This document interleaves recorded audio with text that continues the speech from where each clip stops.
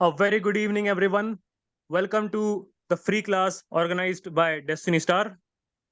Piyush sir से request कि अष्टवर्ग से प्रिडिक्शन करना और उत्पादन लगन कैलकुलेट करना सभी को सिखाए. Over to Piyush sir. Thank you और सभी पार्टिसिपेंट्स को मेरा नमस्कार। ठीक है, चलिए स्टार्ट करते हैं आज की क्लास। तो बेसिकली हम अष्टक वर्ग के बारे में थोड़ा सा देखेंगे और उपपदा लगन के बारे में, कि उपपदा लगन से कैसे प्रिडिक्शन करते हैं और उसका यूज क्या है। तो पहले उपपदा लगन के बारे में देख लेते हैं, फिर उसके बाद अष्टक वर्ग के बारे में।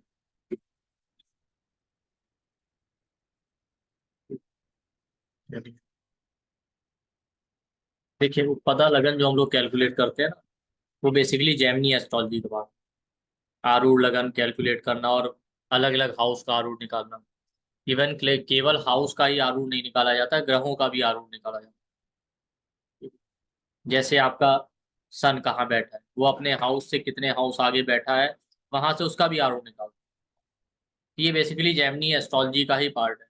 जैसे आप राशि दृष्टि यूज करते हैं, मोस्टली आप देखेंगे आप लोग जो है ग्रह दृष्टि यूज करते हैं।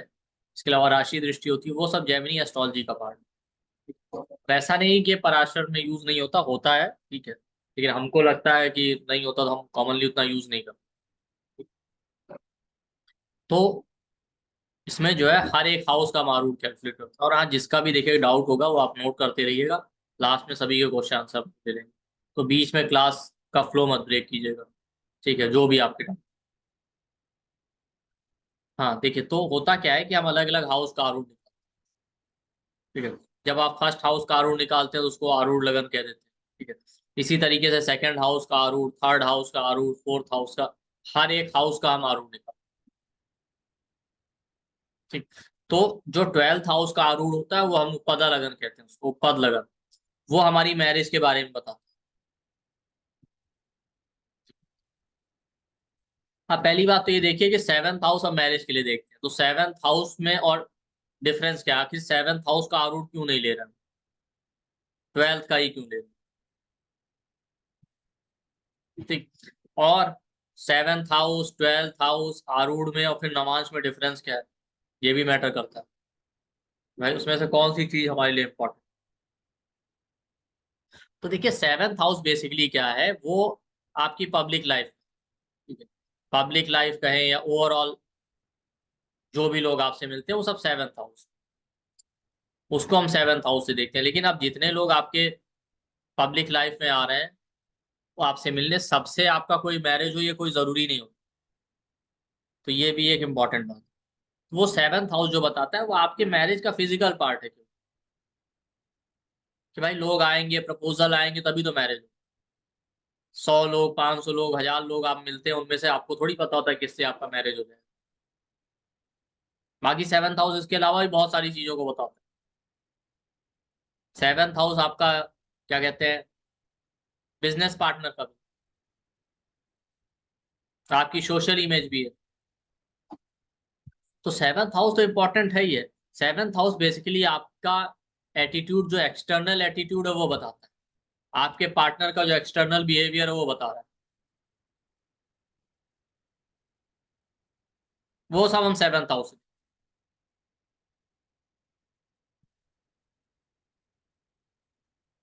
लेकिन जो सबसे इंपॉर्टेंट हाउस है मैरिज के लिए वो ट्वेल्थ हाउस, क्योंकि ट्वेल्थ हाउस आपके कमिटमेंट का होता है, ट्वेल्थ हाउस आपके डोनेशन का है, या ट्वेल्थ हाउस आपके एक्सपेंडिचर का है। मतलब आप देना चाहते हैं या नहीं देना चाहते कुछ, वो सब ट्वेल्थ हाउस बताता है। किस मूड में आप देना चाहते हैं, अच्छे मूड के साथ कि खराब मूड के साथ। जब आप कुछ ना कुछ शेयर करने के लिए तैयार होंगे तभी तो आप मैरिज के लिए रेडी। ऐसा तो है नहीं कि आप कुछ शेयर नहीं करना चाहते और आपका मैरिज हो जाएगा। तो आप शेयर करने के लिए तैयार हैं कि नहीं, ये सब ट्वेल्थ हाउस। ट्वेल्थ हाउस आपके कमिटमेंट का है। क्या ट्वेल्थ हाउस बताता है आपकी भक्ति का। ट्वेल्थ हाउस आपके, ठीक है, बेडरूम लाइफ का भी है, लेकिन सबसे इंपॉर्टेंट है वो आपका कमिटमेंट बता रहा है। क्योंकि ट्वेल्थ हाउस आप जब काउंट करेंगे तो फोर्थ से नाइन्थ, फोर्थ हाउस से आप काउंट कीजिए, फोर्थ हाउस आपके मन का है। 4th हाउस आपके इमोशन का है, उससे 9th है 12th। 9th हाउस हमारे भाग्य का होता है, तो जो हमारे इमोशन है, जो हमारा मन है, उसका भाग्य क्या है, वो वहां पे 12th house. 12th house share करने का, किस तरीके से हम अपने इमोशन शेयर कर रहे हैं। ठीक है। 9th हाउस हमारे क्रिएशन का भी होता है, तो 12th हाउस जो है 4th से 9th है, वो बता रहा है मन का क्रिएशन। आपका मन सात्विक है कि राजसिक क्वालिटी वाला है कि तामसिक क्वालिटी वाला है, ये हम 12th हाउस से।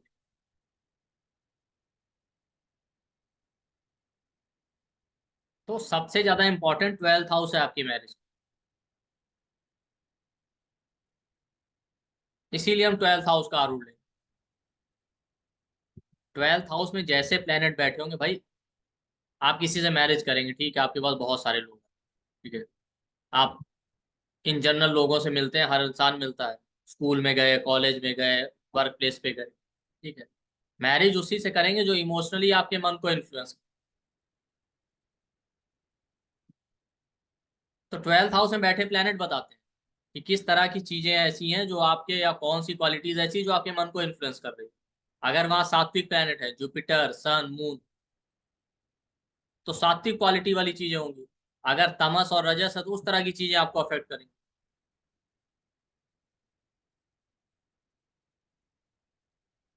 अब मान लेते हैं सैटर्न बैठा है,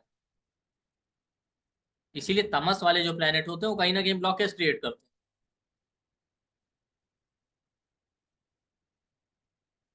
स्पेशली केतु अगर आ जाए, केतु 12th हाउस में मैरिज में डिले देना या मैरिज होने में प्रॉब्लम होना, ये बहुत ज्यादा देखा जाता है। क्योंकि जब भी मेलेफिक होंगे और तमस ग्रह होंगे, सैटर्न है, मार्स है, केतु है, स्पेशली केतु, तो वो एक तरह से ब्लॉकेज क्रिएट करेगा। आप मेंटली ब्लॉक्ड हैं, तो कोई आपके मन पे प्रभाव डाल ही नहीं सकता, या आप कुछ एक्सेप्ट करने के लिए तैयार ही नहीं है, तो मैरिज या रिलेशन होने का चांस ही नहीं। या सैटर्न केतु जैसे प्लेनेट बैठ जाए तो होगा क्या, जो गलत थॉट प्रोसेस वाले लोग हैं उनसे ही आप इन्फ्लुएंस हो। अब सैटर्न बैठा है, जो बिल्कुल दुखी दीनहीन है, वही आ रहे हैं आपके पास, वही आपके मन को इन्फ्लुएंस कर रहे हैं। तो क्या आप मैरिज करना चाहेंगे? नहीं चाहेंगे। या ऐसे में आपने कर भी लिया तो गलत चॉइस होगी। आप देखिएगा 12th हाउस में जिस तरीके के प्लेनेट होंगे, वैसे ही लोग आपको इन्फ्लुएंस करेंगे मेंटली, क्योंकि उसका एक रीजन है। देखिए, फर्स्ट हाउस आपकी इंटेलिजेंस है, 12th हाउस उसके पीछे है, तो किसी भी हाउस से पीछे जो हाउस आता है उसका पास्ट है।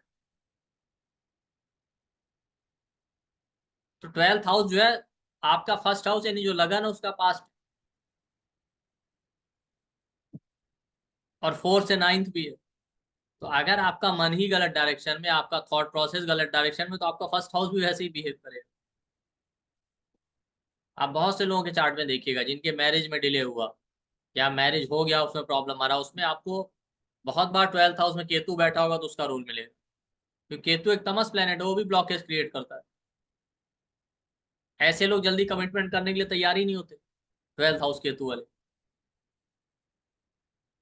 12th हाउस में जिनका केतु बैठे, उनके खुद का थॉट प्रोसेस ऐसा होता है कि वो जल्दी खुद नहीं कमिटमेंट करने को नहीं तैयार।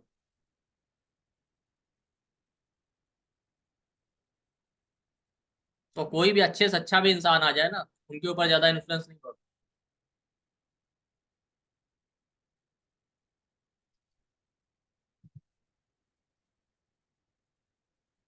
तो जुपिटर है, वीनस है, मून है, राहु, ये अच्छे प्लेनेट है, ये मैरिज या रिलेशन तो हो जाएगा 12th हाउस। ठीक है, वो बात अलग है कि अब जुपिटर ऑब्वियस सी बात है, वो एक बेनिफिक है, वीनस भी बेनिफिक है, वो प्रॉब्लम नहीं देगा। बट राहु है, वो कहीं ना कहीं प्रॉब्लम तो क्रिएट करेगा, भले मैरिज करा दे। हालांकि केवल इस पे नहीं डिपेंड करता है मैरिज होगा कि नहीं होगा, आपको बहुत सारी चीजें देखनी पड़ती है। बट हम 12th हाउस की बात कर रहे हैं, तो उसमें अगर देखें, जुपिटर बैठा है वो अच्छा है, सात्विक क्वालिटी है आपके मन, अच्छे लोग आपको इन्फ्लुएंस करेंगे, अच्छी जगह आप कमिटमेंट करने के लिए तैयार हो, वो मैरिज के लिए अच्छा है। वीनस भी अच्छा है, मून है वो भी अच्छा है। राहु है, राहु मैरिज तो करवा देता है, राहु कभी केतु की तरह इस तरह ब्लॉकेज नहीं क्रिएट करेगा कि मैरिज नहीं। लेकिन चूंकि है वो एक मेलेफिक, तो आप मोस्टली आप देखिएगा गलत लोगों से आप इन्फ्लुएंस होंगे, रिलेशनशिप के मैटर में, या गलत लोगों को लेके आप कमिटमेंट करें, ये प्रॉब्लम।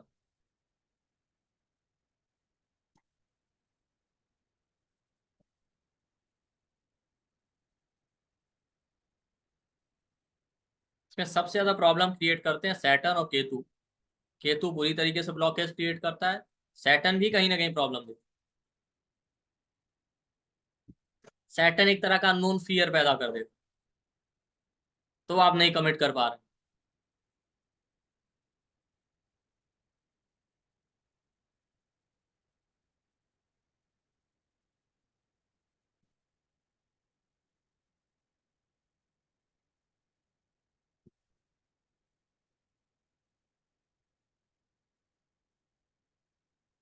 ठीक, सैटर्न के साथ आप देखेंगे एक तरह का अननोन फियर पैदा करे, जिसकी वजह से डिले हो रहा है, आप डिसीजन नहीं ले पा रहे। और सैटर्न खुद ही वैराग्य का कारण है। जब सैटर्न ज्यादा स्ट्रांग हो जाए तब भी आप मैरिज की तरफ नहीं आते।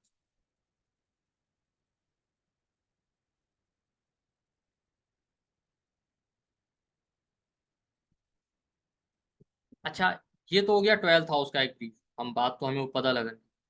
एक रीजन और भी है, 12th हाउस हम इसलिए भी चूज करते हैं, देखिए 12th हाउस 7 से 6 है, ठीक है। तो 6th हाउस क्या होता है, आपके 7th हाउस आपके मैरिज का है, ठीक। 6th हाउस आपके लोन का है। अब देखिएगा हम लोग का जो चैनल है डेस्टिनी स्टार वाला एक दूसरा, उस पर आज एक वीडियो मैंने बनाया है, तो आप देख लीजिएगा उस पर, कि समझ में आ जाएगा 6th हाउस कैसा आपका लोन है। तो हर हाउस से 6th हाउस उसका लोन है, या एक तरह से ऋण है। तो हम अपने एंसेस्टर्स के लिए, या जो ऋषि होते हैं, किस ऋषि के लीनेज को हम बिलोंग करते हैं, वो हम 12th हाउस से ही देखते हैं। वो सारी चीजें आपको 12th हाउस से ही मिलेंगी, देख। तो 12th हाउस 7 से 6 है, 7th हाउस मैरिज का है, वहां से 6 है। मैरिज का जो ऋण है वो 12th हाउस। तो बेसिकली मैरिज जो होता है वो एक तरह का आप समझिए डिवाइन ब्लेसिंग ही है।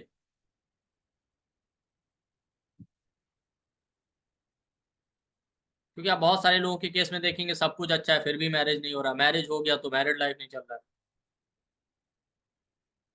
ठीक है? बहुत बार आपको कोई भी कंसल्टेंसी में भी लोग आएंगे, बहुत बार आपको कोई क्लियर कट रीजन नहीं मिलेगा, आपको लगेगा अरे सब कुछ तो ठीक है, फिर प्रॉब्लम क्या है। जैसे आज ही एक केस आया, तो जॉब में है और मैरिड है, ठीक।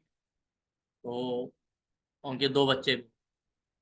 तो उन्होंने कहा सर प्रॉब्लम कोई नहीं है, मुझे चैरिटेबल काम करना है, एनजीओ के साथ मिलकर मैं काम करना चाहता हूँ, और बहुत मतलब काफी सारे ह्यूमैनिटेरियन काम करने हैं, ठीक।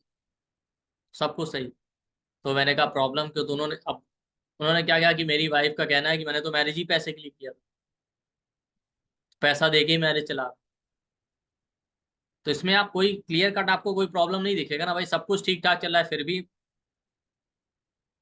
अब एक इंसान का ये कहना है कि नहीं हमें जब तक पैसा मिल रहा है तब तक हम चलेंगे, तब आप इसमें क्या कर सकते। ये सारे केस आपको मिलेंगे 12th हाउस मरकरी और 7th हाउस मरकरी, कभी भी आप चेक कीजिए।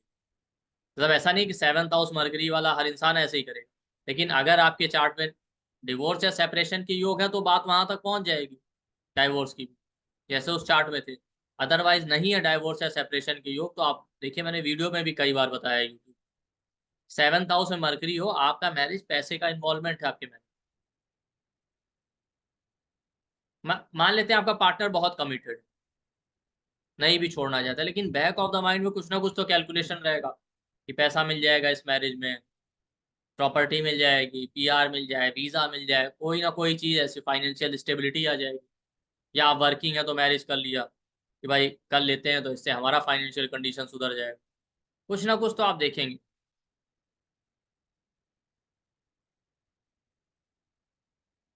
ठीक। ये आपको मरकरी वाले केस में मिलेगा। अब वो डिपेंड करता है कि हाँ भाई, कोई जरूरी नहीं कि ये सारी चीजें चाहिए तो इंसान मैरिज करने के बाद छोड़ ही दे या डाइवोर्स ले ले, ऐसा कुछ नहीं। लेकिन बाकी अगर और भी एफ्लिक्शन होंगे और भी प्रॉब्लमेटिक कॉम्बिनेशन होंगे इस तरीके के, तो वो सिचुएशन आ सकती है। बट 7th हाउस में मरकरी है या 12th हाउस में मरकरी है, आप देख लीजिएगा इन चीजों का इन्वॉल्वमेंट जरूर मिलता है, बैक ऑफ द माइंड ही सही है, कैलकुलेशन जरूर होता है। फुलफिल होगा कि नहीं होगा वो अलग बात है। या सामने वाला वर्किंग वर्किंग था इसलिए मैरिज कर लिया। फीमेल्स के केस में आप देखेंगे इंडिया में अक्सर फीमेल्स का थॉट होगा कोर्ट मैरिज कर लेते हैं।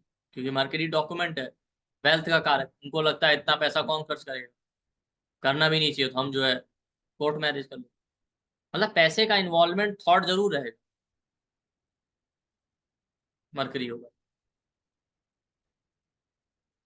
ठीक। तो 12th हाउस इसलिए भी इंपॉर्टेंट है क्योंकि 7 से 6 है, अगर ब्लेसिंग है एंसेस्टर्स का तभी मैरिज वैरिज होगा या रिलेशनशिप अच्छा चलेगा, अदरवाइज नहीं।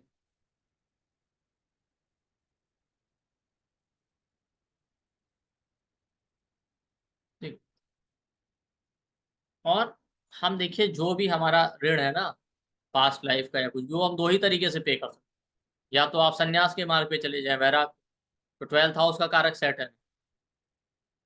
दूसरा क्या है, काल पुरुष के चार्ट में जो है पाइसिस राशि आती है, उसका लॉर्ड जुपिटर है। आप मैरिज करें, धर्म का पालन करें, चाइल्ड बर्थ करें, लीनेज आगे बढ़ाएं।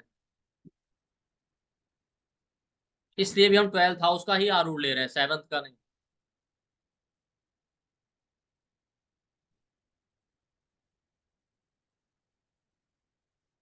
इसके अलावा बहुत सारे लोगों को ये लगता है कि बेडरूम लाइफ देखना है तो 12th हाउस देखना चाहिए। 12th हाउस बेडरूम का जरूर है, बेडरूम लाइफ का भी है, लेकिन इंटीमेट पार्ट या फिजिकल जो रिलेशन होता है उसका जो पार्ट है वो 12th हाउस से नहीं देखा जाता। हाँ वो जरूर है, 12th हाउस हम बेडरूम लाइफ के लिए देखते हैं, ठीक है, लेकिन कहीं भी जो फिजिकल पार्ट है रिलेशनशिप का वो सब बेडरूम, वो 12th हाउस नहीं है। वो इसलिए देखा जाता है कि भाई आप देखिए 12th हाउस अगर आपका बहुत खराब है, आप किसी से कमिटेड ही नहीं, अटैच नहीं है, तो वो पार्ट वैसे भी खराब हो जाएगा। अगर आप अटैच हैं या डिवोटेड हैं तभी बाकी पार्ट भी रिलेशन का अच्छा चलेगा, सिर्फ इसलिए देख। बाकी 12th हाउस तो आपके मेडिटेशन संन्यास इनको रिप्रेजेंट करता है, तो दोनों चीजें तो हो नहीं सकती। तो जो फिजिकल पार्ट है हमारे रिलेशन का ना, वो सब हम 7th हाउस से देखते हैं। 7th हाउस आपके रिप्रोडक्टिव पार्ट। दूसरा आप इसको इस तरीके से भी देख सकते हैं, 12th हाउस संन्यास का, 8th हाउस लगन से हमारी लॉन्जिविटी हो। तो अगर आप 12 से 8 काउंट करेंगे तो 7th हाउस आए। 8th हाउस लॉन्जिविटी का भी है, डेथ का भी।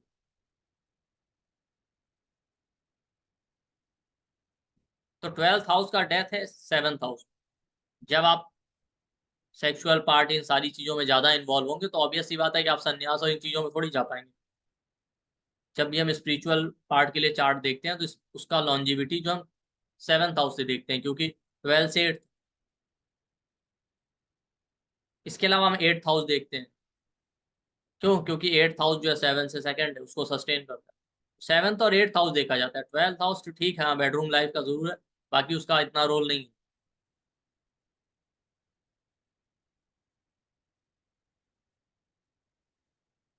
ठीक। इसीलिए डिफरेंस ये है कि आरूढ़ हम 7th का भी निकालते हैं, 12th का भी निकालते हैं, हर हाउस का निकालते हैं। 7th हाउस का जो आरूढ़ हम निकालते हैं वो जो है बेसिकली क्या कहते हैं, सिर्फ और सिर्फ बिजनेस पार्टनर देखने के लिए होता है, और वो आपके वो पार्टनर बताता है जिनसे आपके फिजिकल रिलेशन, मैरिज नहीं बताता। आपका मैरिज पार्टनर कौन होगा वो सब 12th हाउस का जो आरूढ़ निकालते हैं ऊपर लगन उससे ही देखते हैं।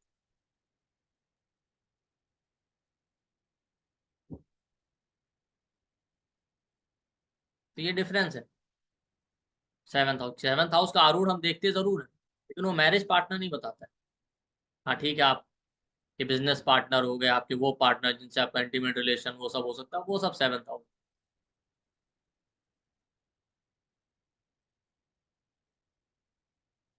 चलिए अभी देख लेते हैं इसको कैलकुलेशन कैसे करना है।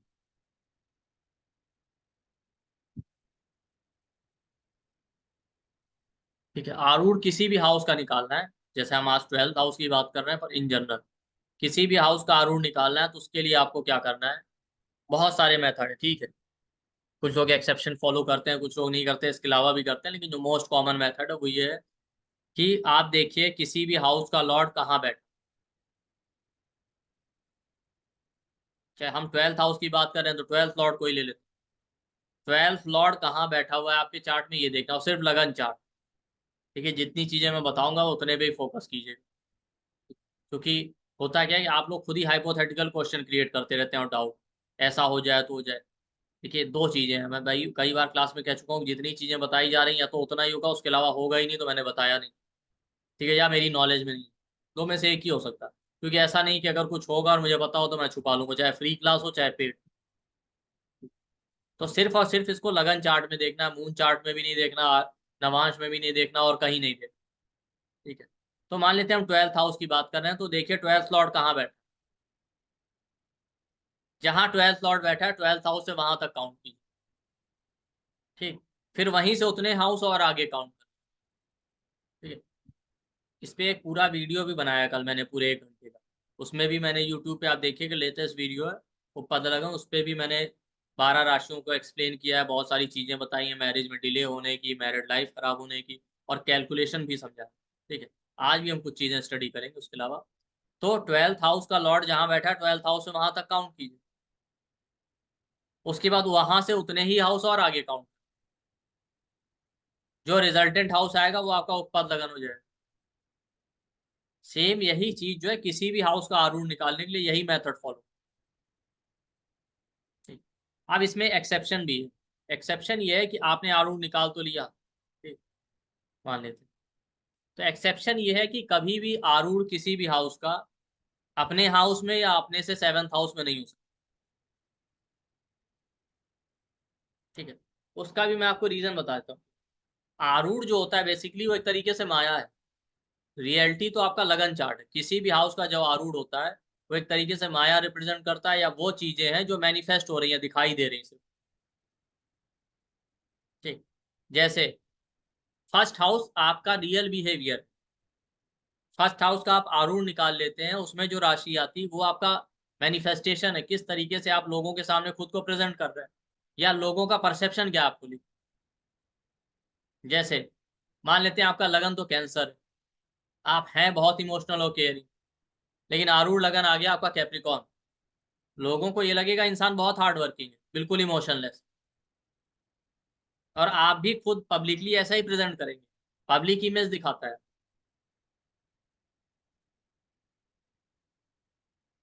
सेकंड हाउस का आरूढ़ निकाला, सेकंड हाउस आपकी एक्चुअल वेल्थ, मान लेते हैं आपके पास कुछ भी नहीं, ये सेकंड हाउस का आरूढ़ निकाला और कोई ऐसा प्लेनेट आ जाए, वीनस आ जाए वहां पे, लोगों को लगेगा इंसान बहुत पैसे वाला है। क्यों? क्योंकि आरूढ़ जो होता है वो रियलिटी नहीं होता, वो मैनिफेस्टेशन होता है। लेकिन आरूढ़ लगन इसलिए इंपॉर्टेंट हो जाता है हर हाउस का आरूढ़, क्योंकि रियलिटी में कोई जी नहीं रहा है। ठीक है, मोस्टली जितनी चीजें हैं वो सब एक तरीके से माया है, जिनके बारे में आप ये नहीं कह सकते कि आज है कल होगी ही। तो इसलिए जब आप आरूढ़ लगन कैलकुलेट करेंगे तो रिजल्ट बहुत सही देगा नॉर्मल प्रिडिक्शन। बैंक अकाउंट हम कभी सेकंड हाउस से नहीं देखते, आरूढ़ लगन से सेकंड हाउस देखते। क्यों? बैंक अकाउंट कोई रियलिटी थोड़ी है भाई। एक दिन मोदी जी ने कहा था कि रात में 8 बजे की 12 बजे के बाद 500 और 1,000 के नोट बंद हो गए, खत्म हो गया खेल। कल को अगर वो आके कह दें कि बैंक बंद आज से, फिर क्या करेंगे आप? इसलिए आप देखिए, जो भी कंट्री है जैसे इंडिया है, बहुत सारी कंट्री, वो क्या कोई उन्होंने अपना करेंसी रिजर्व में थोड़ी रखा हो, तो गोल्ड में रखते हैं। उनको पता है ये माया है, कल को अमेरिका ने कह दिया आज से डॉलर बंद हो गया, ये तो ऐसे ही खत्म हो जाए। तो सब गोल्ड में रख रहे हैं। आप देखिए, पहले के टाइम में हम लोग क्या, जो वेल्थ रखा जाता था लैंडेड प्रॉपर्टी, लैंड लेते थे, गोल्ड रखते थे, ज्वेलरी रखते थे। पहले तो इतना ये था ही नहीं कॉन्सेप्ट इस तरीके। तो एक्चुअल जो वेल्थ है वो सेकंड हाउस है, बैंक अकाउंट आप देखते हैं वो आरूढ़ लगन से सेकंड।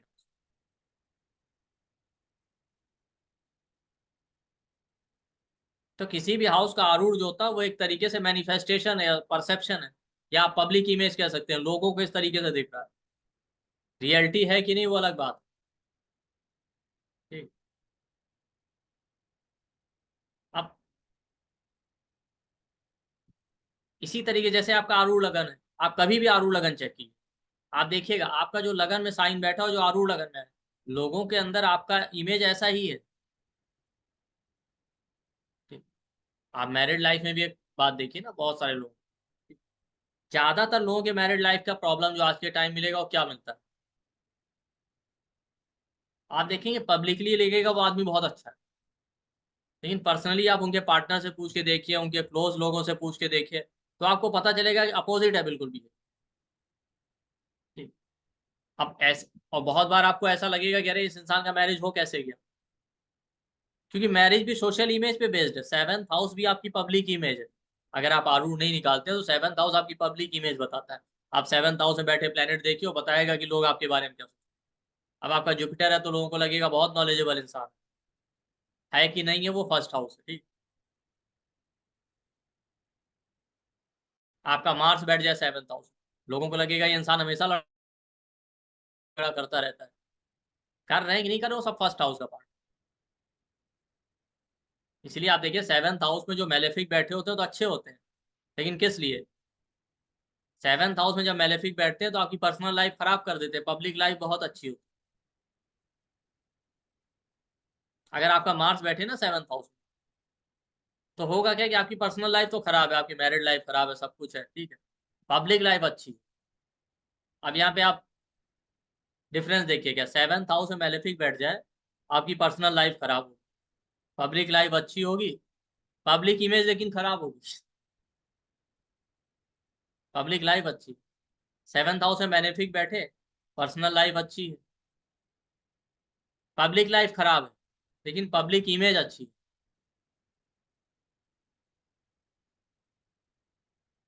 अब आप सोच रहे होंगे अपोजिट चीज कैसे? देखिए है क्या कि मेलेफिक बैठ गया, आप इमेजिन कीजिए, सेवंथ हाउस मार्स बैठ गया, सेवंथ हाउस में मार्स बैठ गया, आप क्या करेंगे? सबके लिए लड़ेंगे, किसी के साथ इनजस्टिस नहीं होगा, किसी को कोई प्रॉब्लम आ रहा है आपके पास आएगा कि ये इंसान लड़ने के लिए तैयार है। तो अब आप सबके लिए लड़ रहे हैं तो ये तो ठीक है लोगों को, कि आपकी पब्लिक लाइफ अच्छी है, किसी को प्रॉब्लम होगी आपके पास आ रहा है कि ये इंसान तो हमारे साथ खड़ा होगा ही, लेकिन उससे आपका इमेज खराब हो जाता है, चार लोग देखेंगे कहेंगे ये इंसान तो हमेशा झगड़ता रहे। आप कभी भी देखिएगा ना, ज्यादातर लोगों का ये कंप्लेन होगा सोसाइटी, सेवंथ हाउस फोर्थ से फोर्थ है आपकी सोशल इमेज, सोसाइटी को। ज्यादातर जो लोग सोशली एक्टिव रहते हैं उनका एक कंप्लेन होता है कि हम सबके लिए सब कुछ करते हैं, फिर भी कोई हमारा साथ नहीं देता या कोई हमें सपोर्ट नहीं करता। ये कॉमन कंप्लेन आपको मिलेगा। तो यही होता है कि आप देखेंगे जिसको जरूरत पड़ती है लोग हमारे पास आते हैं, उसके बाद किसी को मतलब नहीं। तो सेवंथ हाउस मेलेफिक की वजह से, आपका मेलेफिक बैठा है, आपकी पब्लिक लाइफ अच्छी है, लोग आ रहे हैं आपके, पब्लिक इमेज खत्म कर देगा। ठीक। सैटर्न बैठ जाए सेवंथ हाउस, कोई भी दुखी है, परेशान है, गरीब है, सबकी आप हेल्प करेंगे, और आपका ऐसा लाइफ हो जाएगा ना कि आपको लगेगा कि हर दुखी और परेशान आदमी हमारे ही पास आता है, लोग आएंगे भी आपके पास हेल्प। लेकिन आपका खुद का पर्सनल लाइफ खराब हो जाएगा, क्यों? एक रीजन ये भी है कि जब आप बाहर ज्यादा एक्टिव होंगे तो पर्सनल लाइफ के लिए टाइम नहीं होगा, पहला प्रॉब्लम। दूसरा प्रॉब्लम क्या है कि पब्लिक इमेज आपकी खराब कर, पब्लिक इमेज कैसे खराब करेगा? अब आप जैसे मार्स वाले केस में हुआ वैसे सैटर्न के केस में होगा, हर इंसान को लगेगा यही इंसान हमेशा परेशान रहता है, तो वो शकल से ही परेशान, भले आप दूसरों के लिए परेशान है। अब आप दूसरों की प्रॉब्लम दूर करने में लगे हुए हैं, इसकी वजह से आपका ग्रोथ नहीं हो रहा। आप राहु केतु बैठे हो सेवंथ हाउस में, आप देखिए पर्सनल लाइफ बिल्कुल खराब, पब्लिक लाइफ बिल्कुल एक्टिव होगा, सबके लिए हेल्प कर रहे हैं, सबको पब्लिकली हमेशा लोग इनके आसपास हो।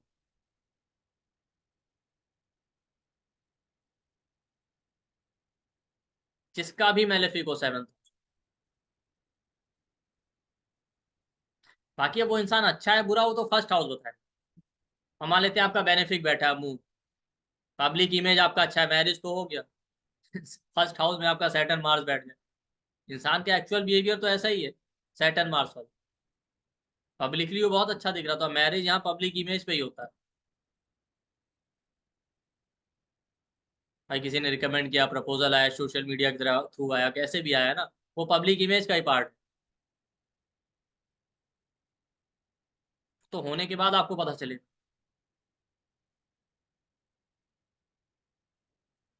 तो अगर आप लगन चार्ट से देख रहे हैं तो सेवंथ हाउस आपका पब्लिक इमेज, सोशल इमेज, और ये सबसे कॉमन प्रॉब्लम आपको मिलेगा रिलेशनशिप। आपको ज्यादातर केस में ये मिलेगा कि यहाँ बहुत सीवियर प्रॉब्लम है रिलेशनशिप और मैरिज का, वहां आप देखेंगे आदमी तो अच्छा ही है, अरे वो पब्लिकली आपको अच्छा देख रहा है, पर्सनली अलग है। और आप चार्ट चेक करके देखिएगा, जिनके जितने डायर मेलेफिक होंगे 7th हाउस, उनका सबका पब्लिक लाइफ एक्टिव। सेलिब्रिटी है, पॉलिटिशियन, उनके साथ भी यही होता है ना। पब्लिक लाइफ तो उनका अच्छा ही होता है, पर्सनल लाइफ बहुत कम होगा। और आप देखिए उनका पब्लिक इमेज भी खराब होता है। सेलिब्रिटी है, पॉलिटिशियन, उनका पब्लिक इमेज कोई बहुत अच्छा नहीं होता आपसे पूछे। अगर कोई पूछ ले पॉलिटिशियन के बारे में, अरे सब तो करप्ट है, एक कॉमन ओपिनियन ये होगा कि हर नेता तो करप्ट है, अरे नेता होते ही ऐसे हैं। लेकिन उनका पब्लिक लाइफ अच्छा है और पब्लिक इमेज भले खराब है। अब वो बात एक अलग है कि आपके सामने आ जाए तो आप भी दौड़ के जाएंगे, सामने थोड़ी कहते हैं। लेकिन एक्चुअली जो उनका इमेज है लोगों की नजर में, वो तो ऐसा ही है। तो सेम ऐसे ही आरूढ़ लगन है, आप आरूढ़ लगन निकालिए फर्स्ट हाउस का, आपको पता चल जाएगा कि आपका रियल बिहेवियर क्या है और पब्लिकली आपका इमेज कैसा है, लोग आपके बारे में क्या सोच रहे हैं। इसलिए आरूढ़ लगन का यूज प्रोफेशन में भी बहुत ज्यादा होता है, क्योंकि प्रोफेशन भी पूरा का पूरा आपका पब्लिक इमेज पे डिपेंड करता है। आप 10th हाउस 10th लॉर्ड देखते हैं, बेसिकली आरूढ़ लगन देखना चाहिए सबसे ज्यादा। 10th हाउस 10th लॉर्ड तो हम देखते हैं, पर आरूढ़ लगन का बहुत इंपॉर्टेंट है, खासकर उस केस में कि आप किस सेक्टर में या किस फील्ड में जाए, फिर उस फील्ड में जाके स्पेसिफिकली क्या काम करेंगे, वो आपका 10th हाउस 10th सेट है।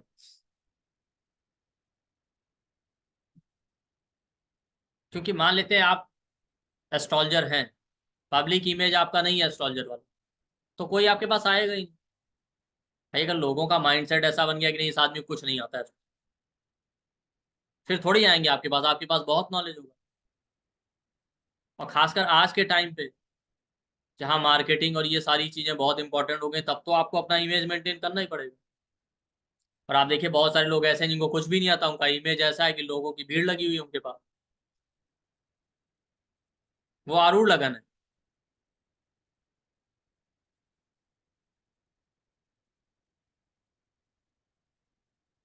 तो आरूढ़ लगन का रोल आपके प्रोफेशन में बहुत ज्यादा है। तो इसी तरीके से हम हर हाउस का आरूढ़ निकालते हैं। तो 12th हाउस का जब आरूढ़ निकालेंगे तो सेम ऐसे ही निकालेंगे। तो 12th हाउस कहीं ना कहीं आपके मैरिज का मैनिफेस्टेशन है, कि आपका पार्टनर कैसा होगा, आपकी मैरिड लाइफ कैसी रहेगी, लोगों को कैसा दिखता है, लोग क्या सोच रहे हैं आपकी मैरिज के बारे में, वो 12th हाउस का आरूढ़ है। भाई कहीं ना कहीं पार्टनर है या हम है या कोई भी है, कोई भी स्टेबल तो है नहीं ना, आ जाए कल चले जाए, तो भी एक तरह से माया होगी।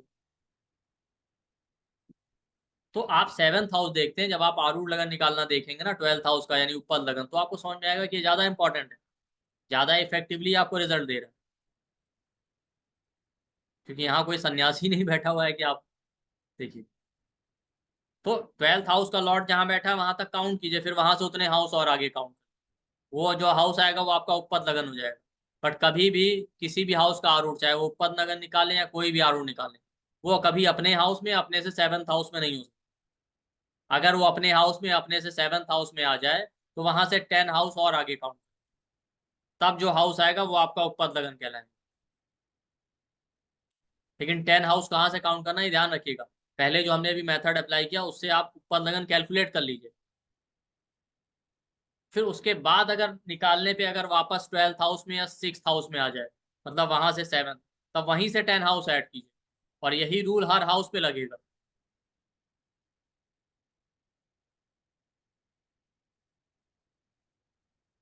देखिए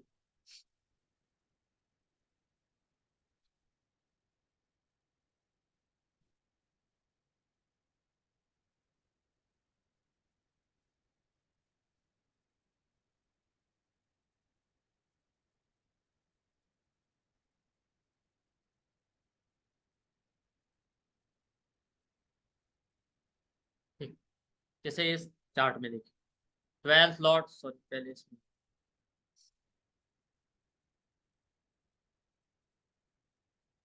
यहाँ देखिए 12th लॉर्ड मरकरी हो गया, मरकरी फर्स्ट हाउस में बैठा, तो 12th हाउस से 12th लॉर्ड तक काउंट कीजिए, काउंट करने पे 1 2 आएगा। अब यहीं से इतने हाउस, 2 हाउस और आगे काउंट कर लीजिए, मरकरी जहाँ, तो 1 और 2, तो आपका स्कॉर्पियो आरूढ़ लगन हो गया। ठीक है, ये बहुत सारे जो बिल्कुल नए हैं वो ये ध्यान रखिए कि एस्ट्रोलॉजी में जब हम हाउस काउंट करते हैं तो जिस हाउस से काउंटिंग करते हैं उसको भी इंक्लूड करते हैं। नहीं तो आप ऐसा मत कीजिएगा, 12th हाउस से काउंट करना है तो उसको छोड़ के नेक्स्ट हाउस से काउंट, उसको भी आप इंक्लूड करें। तो आरूढ़ लगन आ गया स्कॉर्पियो में। दूसरा केस देख,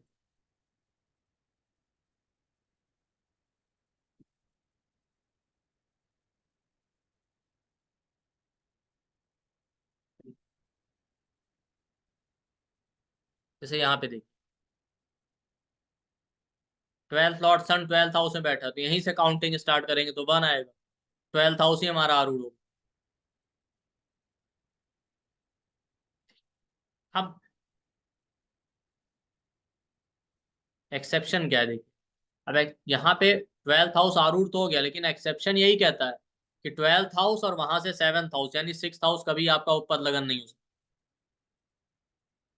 और जो रूल हमने यहाँ पे लगाया यही रूल आप हर हाउस के आरूढ़ पे लगा सकते हैं। अपना आपको आरूढ़ लगन निकालना है, मतलब फर्स्ट हाउस का आरूढ़ सेम इसी तरीके से करिए, वहां भी यही है, कभी भी आपका आरूढ़ लगन फर्स्ट हाउस या 7th हाउस में नहीं हो सकता। तो अगर कैलकुलेट करने पे आपका उपपद लगन 12th हाउस में या 6th हाउस में आ रहा है तो वहां से 10 हाउस और आगे काउंट, जैसे यहाँ पे 12th लॉर्ड 12th में ही बैठा था तो 1 काउंट किया हमने, तो उपपद लगन 12th हाउस ही आ गया, 12th हाउस उपपद लगन नहीं हो सकता। यहीं से 10 काउंट कीजिए, तो जब आप यहाँ से 10 काउंट करेंगे तो 9th हाउस हो जाएगा आपका उपपद। और भी आप दूसरे केस में देखिए, जैसे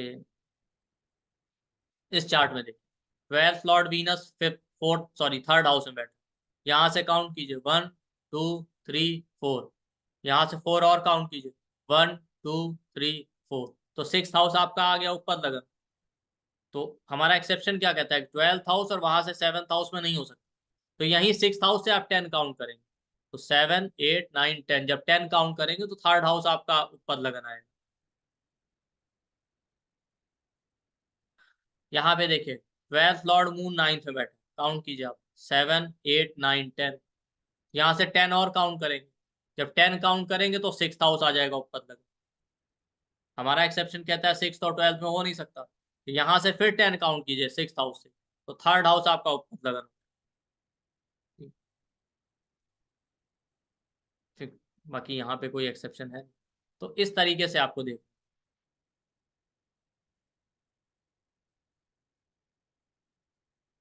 कि आपका 12th लॉर्ड जहां बैठा है वहां से काउंटिंग करते जाइए, और काउंट करने पे जो हाउस जहां तक 12th लॉर्ड बैठा है फिर वहां से उतने हाउस और आगे काउंट कर लीजिए, जो हाउस आएगा वो आपका ऊपर लगन देना है। और ये सेम मेथड हर हाउस के आरूढ़ पे अप्लाई होता है, आपको सेकंड हाउस का निकालना है, 7th का निकालना है, सब जगह आपको खुद का आरूढ़ लगन निकालना है, फर्स्ट हाउस का आरूढ़ मतलब, तो फर्स्ट हाउस के लॉर्ड से करिए।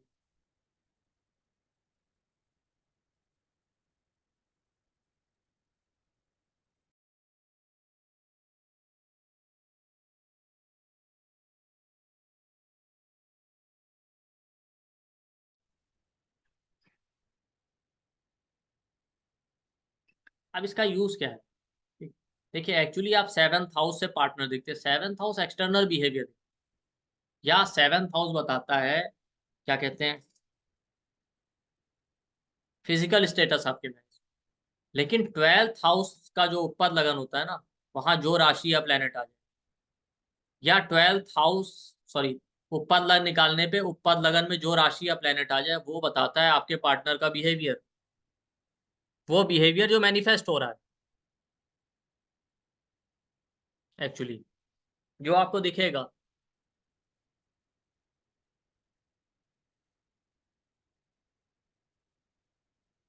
इसके अलावा उपपद लगन में जो राशि या प्लेनेट आ जाए, या आपका उपपद लगन लगन से जिस हाउस में चला जाए, वो एक्चुअली आपकी ओवरऑल मैरिड लाइफ का थीम बता देता है कि मैरिड लाइफ में क्या क्या चीजें प्रोमिनेंट होने वाली। अब मान लेते हैं आपका उपपद लगन चला ही गया 6 और 8 हाउस में, तो वहां तो प्रॉब्लम होना ही, आप ये समझ लीजिए। तो दो चीजें देख सकते हैं, एक उत्पाद लगन में जो राशि है प्लेनेट आ रही है उससे आप पार्टनर का, अपने स्पाउस का बिहेवियर, किस फैमिली से बिलोंग करते हैं, ये सब देख सकते हैं। आपकी ओवरऑल मैरिड लाइफ या आपकी मैरिज में कौन सी चीजें प्रोमिनेंट रोल प्ले करें, वो आप देख सकते हैं।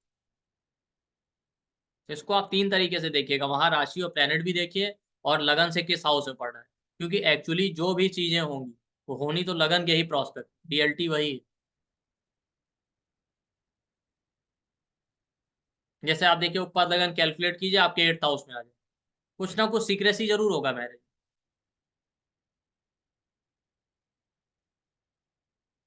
तो अलग अलग राशि, अलग अलग प्लेनेट के लिए आपको देखना होगा। अगर किसी को कैलकुलेशन में कोई प्रॉब्लम है तो पूछ लीजिए, फिर हम लोग प्लेनेट कवर कर। अच्छा, होना नहीं चाहिए, बहुत ईजी। सिर्फ कैलकुलेशन वाले हाथ खड़े कीजिएगा, वैसा मत कीजिएगा कि आप लोग पूछने लगे मेरा मार्स है, मेरा जुपिटर, वो तो अभी पढ़ेंगे।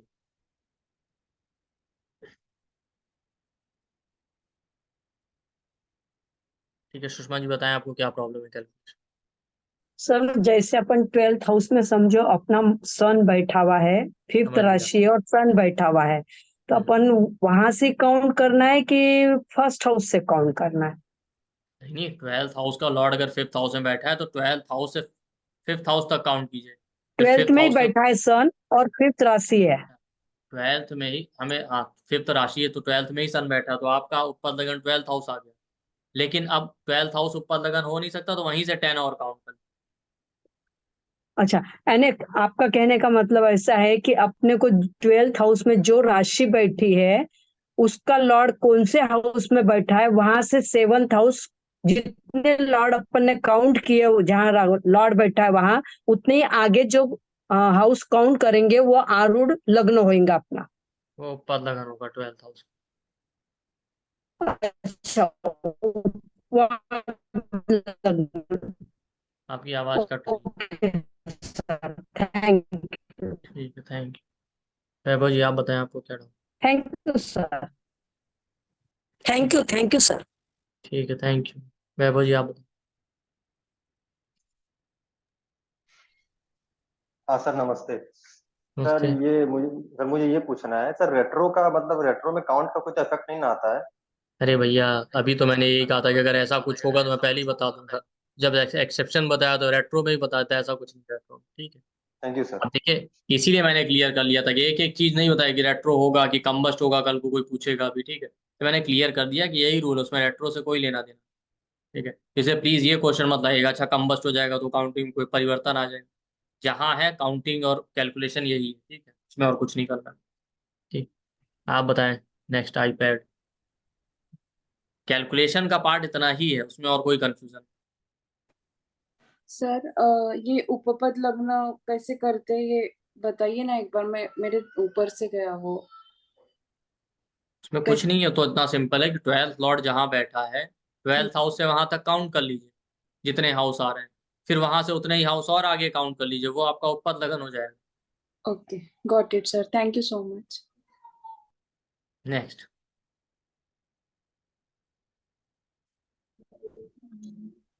पूछिए। नमस्कार सर। जी, नमस्ते। सर जैसे 6 नंबर राशि बैठी है 12th में, हम्म। तो वहीं से गिनना है उसका।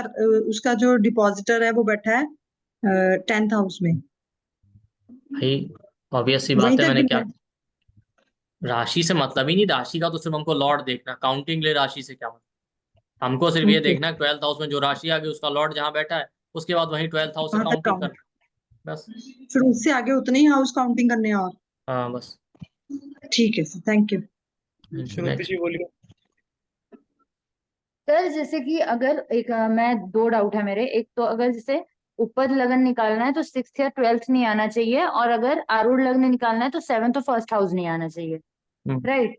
और दूसरा ये मैं पूछ रही थी कि सपोज अपने को अपनी वेल्थ देखना है तो सेकंड हाउस का आरूढ़ निकाल के देखेंगे कि सेकंड लॉर्ड कहाँ बैठा है, या आरूढ़ लग्न जो फर्स्ट हाउस से आरूढ़ लग्न निकाला उसका सेकंड हाउस देखेंगे? अभी उस क्वेश्चन में मैं जाना ही नहीं चाहता, दोनों ही तरीके से देखते हैं, ठीक है? दोनों ही चीजें अलग अलग तरीके से इंपॉर्टेंट, लेकिन अभी वो आज का part. Okay sir. Kunal ji बोलिए।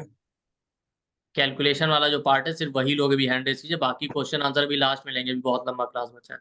हेलो ठीक है सर। जी। सर ये जो आरूढ़ लग्न जो बताया आपने, हाँ वो सर हर एक हाउस से निकलता है क्या? हाँ तो जैसे अभी आपने 12th हाउस बताया, तो ट्वेल्थ ही क्यों बताया सर आपने? मतलब बाकी भी बोल सकते थे, आप लगन से ऐसे पढ़ाते हैं सब लोग। ट्वेल्थ अच्छा, कुछ मतलब स्पेसिफाई है क्या? आपने क्लास सुना ही नहीं, शुरू आप शुरू से थे नहीं सर, मैं बीच में आया तो मुझे इसीलिए डाउट नहीं था आया, कि तो हम ट्वेल्थ ही उतना क्यों पूरा। बताया। हाँ तो आप सुनते तो यही हम 1 घंटे से एक्सप्लेन कर रहे थे, अब दोबारा उतना लंबा एक्सप्लेनेशन दूंगा तो फिर तो क्लास का मजा ही खराब हो जाएगा। अभी जो मेन चीज हो तो रही गई, ठीक है। तो ठीक है, हम कोई बात नहीं, कोई बात नहीं सर। आप उसको सुनिएगा, वो तो हम इतने देर से यही एक्सप्लेन कर रहे थे। नेक्स्ट। प्रोमिला जी बोलिए। हाँ, नमस्कार सर। आपने नमस्ते। अभी बताया, मुझे थोड़ा सा उसमें डाउट है कि अगर मान लीजिए 12th हाउस में साइन लियो साइन है, तो उसका लॉर्ड सन वहीं बैठा है 12th हाउस में, तो वहां से हम क्या 10 स्टेप्स आगे लेंगे?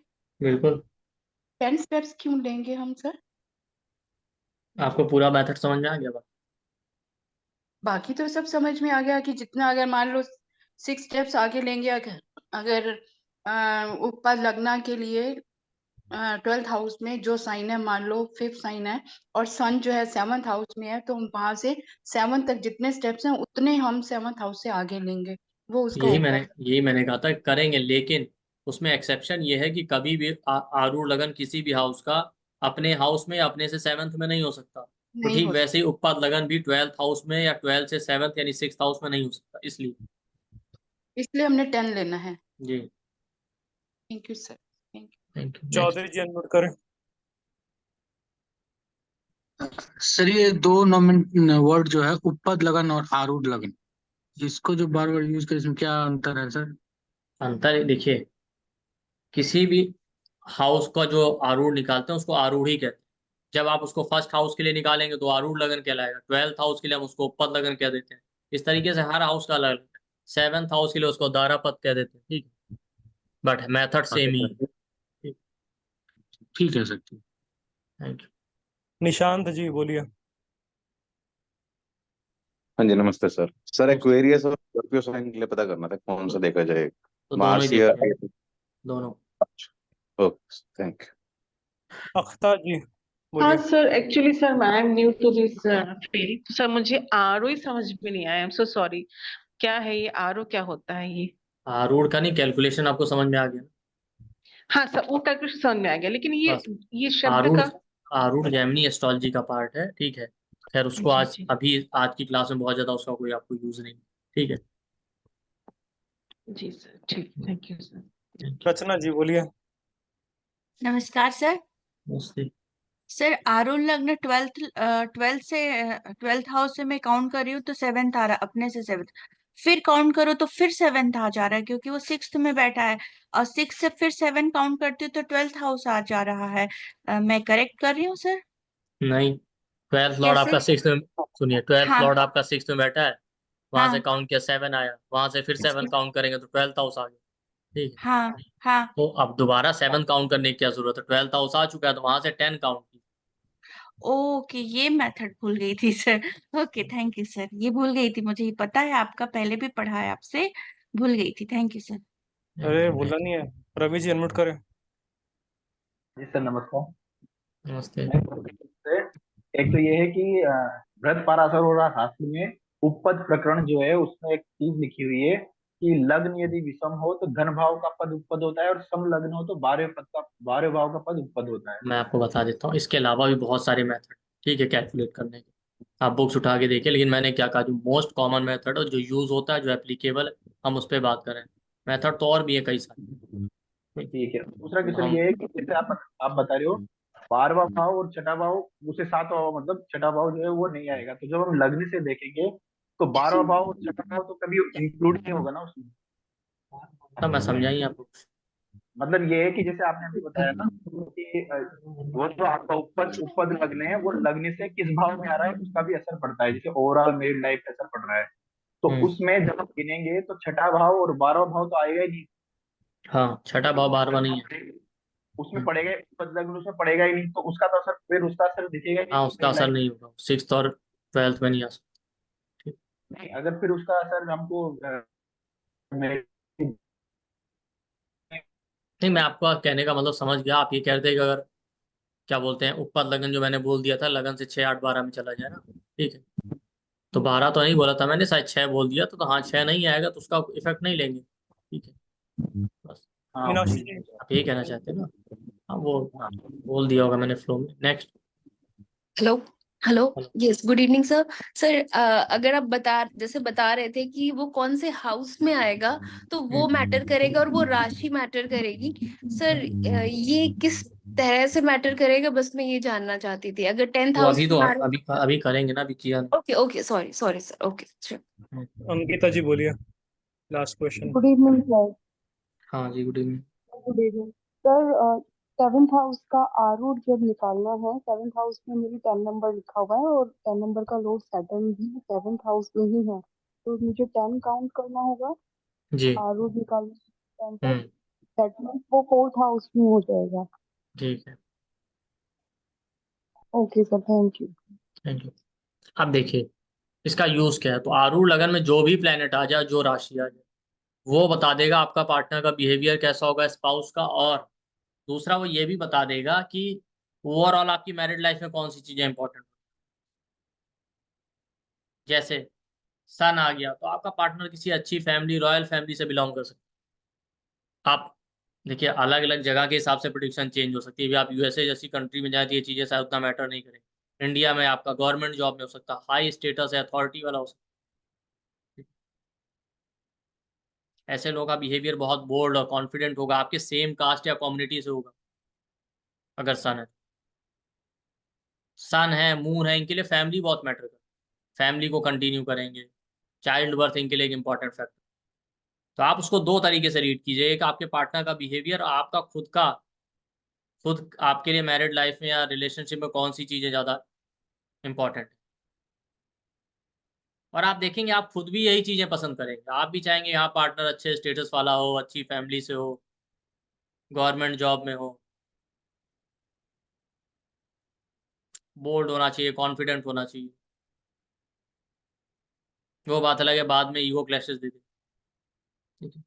और वैसे सन एक अच्छा प्लेनेट नहीं होता। आप देखिए मैरिड लाइफ के लिए सैटर्न, मार्स, राहु, केतु तो मैलेफिक है ही, सन भी उतना ही मैलेफिक। लेकिन हाँ, महर्षि जैमिनी ने सन को मैलेफिक नहीं माना है ऊपर लगन।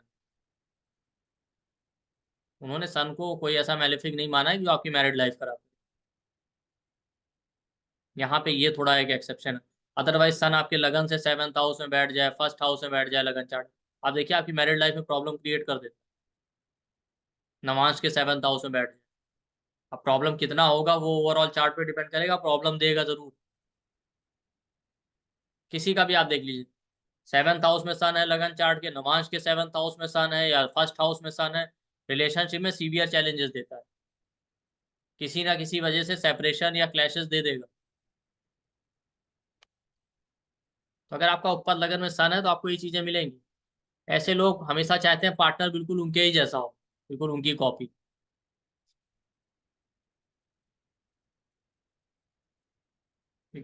मून बैठ जाए तो आप पार्टनर का बिहेवियर आपके बहुत ज्यादा इमोशनल, केयरिंग होगा, अनकंडीशनली आपको सपोर्ट करना। लेकिन ऐसे लोगों के साथ एट टाइम्स मूड स्विंग के प्रॉब्लम बहुत, अगर मून है आपका ऊपर तक।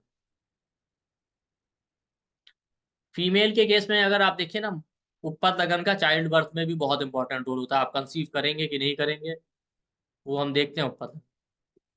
मून अगर आ गया ऊपर लगन में, या आप देखिए कैंसर साइन, अक्सर फीमेल के चार्ट में तो मैरिज ही इसीलिए करना चाहते हैं उनको मदर बनना। उनके लिए ये चीज बहुत ही एक इम्पॉर्टेंट बात है।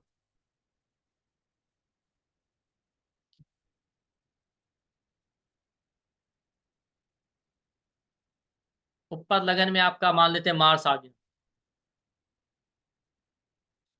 तो ऐसे लोगों के जो स्पाउस होंगे ना, बहुत ज्यादा देखिए उनका करेजियस होंगे, विल पावर स्ट्रांग होगा, रिस्पॉन्सिबिलिटी लेने वाले।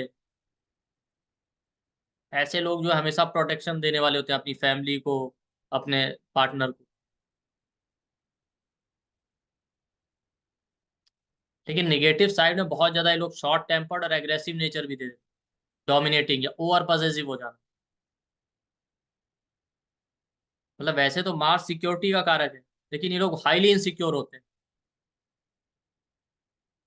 रिलेशनशिप के मैटर। अब ऐसा नहीं है कि कोई प्लेनेट होगा ना तो हमेशा आपको उसके पॉजिटिव रिजल्ट मिलेंगे, पॉजिटिव है तो नेगेटिव तो आएगा ही आएगा, आप छोड़ तो सकते नहीं।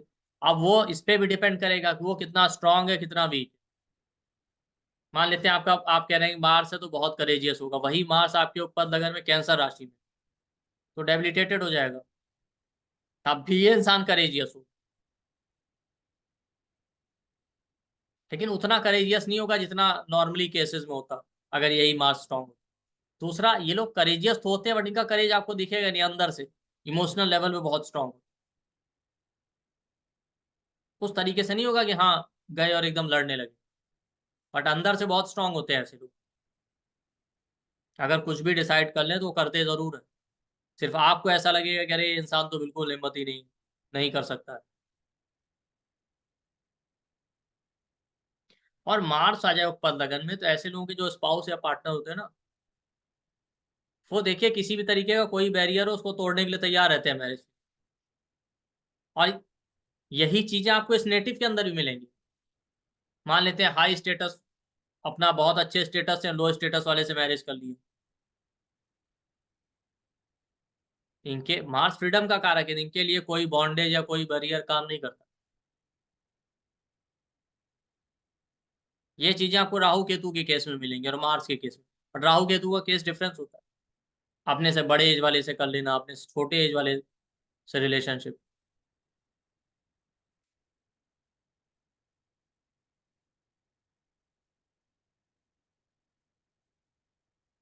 और इसी तरीके का पैटर्न आपको इन लोगों के अंदर भी मिलेगा जिसके चार्ट में ये ऊपर लगा, तभी तो आप ऐसे लोगों की तरफ जाते ही। ऐसा थोड़ी किसी ने आपको जबरदस्ती कहा है कि आप ऐसे ही।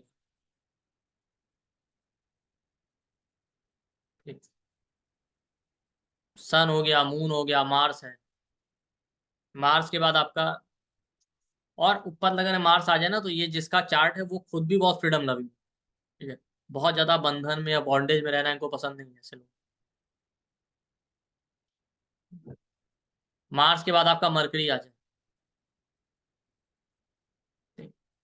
मरकरी आ गया तो पार्टनर का बिहेवियर, आपके स्पाउस का बिहेवियर बहुत कम्युनिकेटिव या टॉकेटिव हो सकता है। और ऐसे लोग बिजनेस माइंडेड होते हैं, इनके लिए मैरिज या रिलेशन एक बिजनेस ही होता है, जैसा मैंने अभी कहा ना, पैसे के लिए मैरिज करना, फाइनेंशियल स्टेबिलिटी आ जाएगी, वर्किंग है इसलिए आपसे मैरिज कर ली। या आप देखिए ना, दो बिजनेस फैमिलीज में मैरिज होती है, वो एक तरह का बिजनेस डील ही होता है ना, उस तरीके के मैरिज।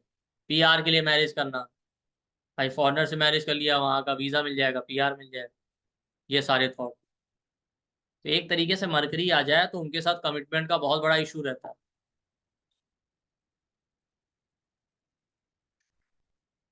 तो ये सारी चीजें मरकरी आपको देगी।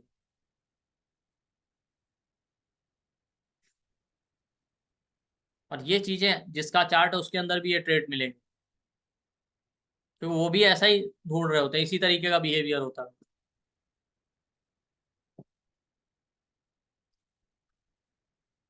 मरकरी के बाद आपका वीनस आ जाए, ठीक है, ऐसे लोगों का पार्टनर गुड लुकिंग हो सकता है, वीनस ब्यूटी का कारण, लेकिन मनी माइंडेड हो सकता है। देखिए वीनस अगर बहुत स्ट्रांग है तब तो एक्सट्रीम डिवोशन देता है, बट उसके साथ साथ कहीं ना कहीं फिर अगर नहीं है, थोड़ा वीक है, तो मनी माइंडेड एटीट्यूड, पैसा चाहिए, luxury, comfort, luxurious life style वाला।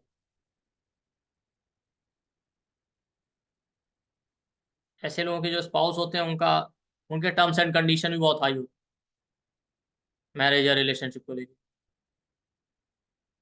कि पार्टनर ऐसा होना चाहिए तभी मैरिज करेंगे, ये होगा तो करेंगे, अपनी अपनी लोगों की टर्म्स एंड कंडीशन। वो बात अलग है, उनको कुछ टाइम बाद समझ में आ जाता है टर्म्स एंड कंडीशन से तो चलना नहीं है रिलेशन। ठीक। और तो वीनस है तो लग्जरी, कंफर्ट, पैसा, ब्यूटी, ये सारी चीजें बहुत मैटर करती, बट यही वीनस बहुत स्ट्रांग है, जैसे पाइसीज में एग्जॉल्टेड हो जाए तो स्ट्रांग डिवोशन भी देगा। बट आप ये भी देखिएगा, एग्जॉल्टेड वीनस हो कोई बहुत अच्छा मैरिड लाइफ नहीं होता। आप बहुत सारे चार्ट चेक करके देख लीजिए, लगन में या नवांश में वीनस स्पाइसीज में बैठा हो, मैरिड लाइफ रिलेशन बहुत अच्छा नहीं होता। अब जैसा मैंने सन के केस में कहा, डिवोर्स होगा कि सेपरेशन होगा कि चलती रहेगी, वो आपके ओवरऑल चार्ट पे देखिए डिपेंड। बट जैसा आपको लगता है ना कि एग्जॉल्टेड है तो बहुत ही अच्छा मैरिड लाइफ देगा, ऐसा कुछ नहीं। देखने से भले आपको नहीं लगेगा बट प्रॉब्लम तो रहता ही। आप कितने भी चार्ट देख लीजिए, बहुत कम केसेस आपको मिलेंगे जहाँ वीनस एग्जॉल्टेड है और बहुत अच्छा मैरिड लाइफ चल रहा है। क्योंकि देखिए एग्जॉल्टेशन और डेबिलिटेशन आपकी मैरिज और करियर के हिसाब से थोड़ी लिखे गए हैं कि सन एग्जॉल्टेड हो जाएगा एरीज में तो सरकारी नौकरी पक्की, वीनस एग्जॉल्टेड हो जाएगा तो मैरिड लाइफ बहुत अच्छा रहेगा, वो ये सोच के थोड़ी लिखा। तो जो लोग ये समझते हैं ना प्लैनेट एग्जॉल्टेड है तो बहुत अच्छा है, डेबिलिटेटेड है तो बहुत बेकार है, ऐसा कुछ नहीं। आप देखेंगे एग्जॉल्टेड वीनस वालों का मैरिड लाइफ डेबिलिटेटेड वालों से ज़्यादा खराब है। उनका तो फिर भी चल जाता है कंप्रोमाइज़ कर, एग्जॉल्टेड वाले कंप्रोमाइज़ भी नहीं कर रहे होते हैं, करना चाहते हैं और प्रॉब्लम भी रहता है।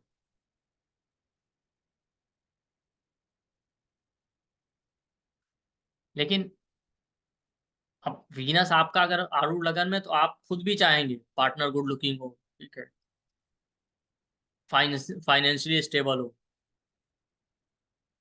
ठीक।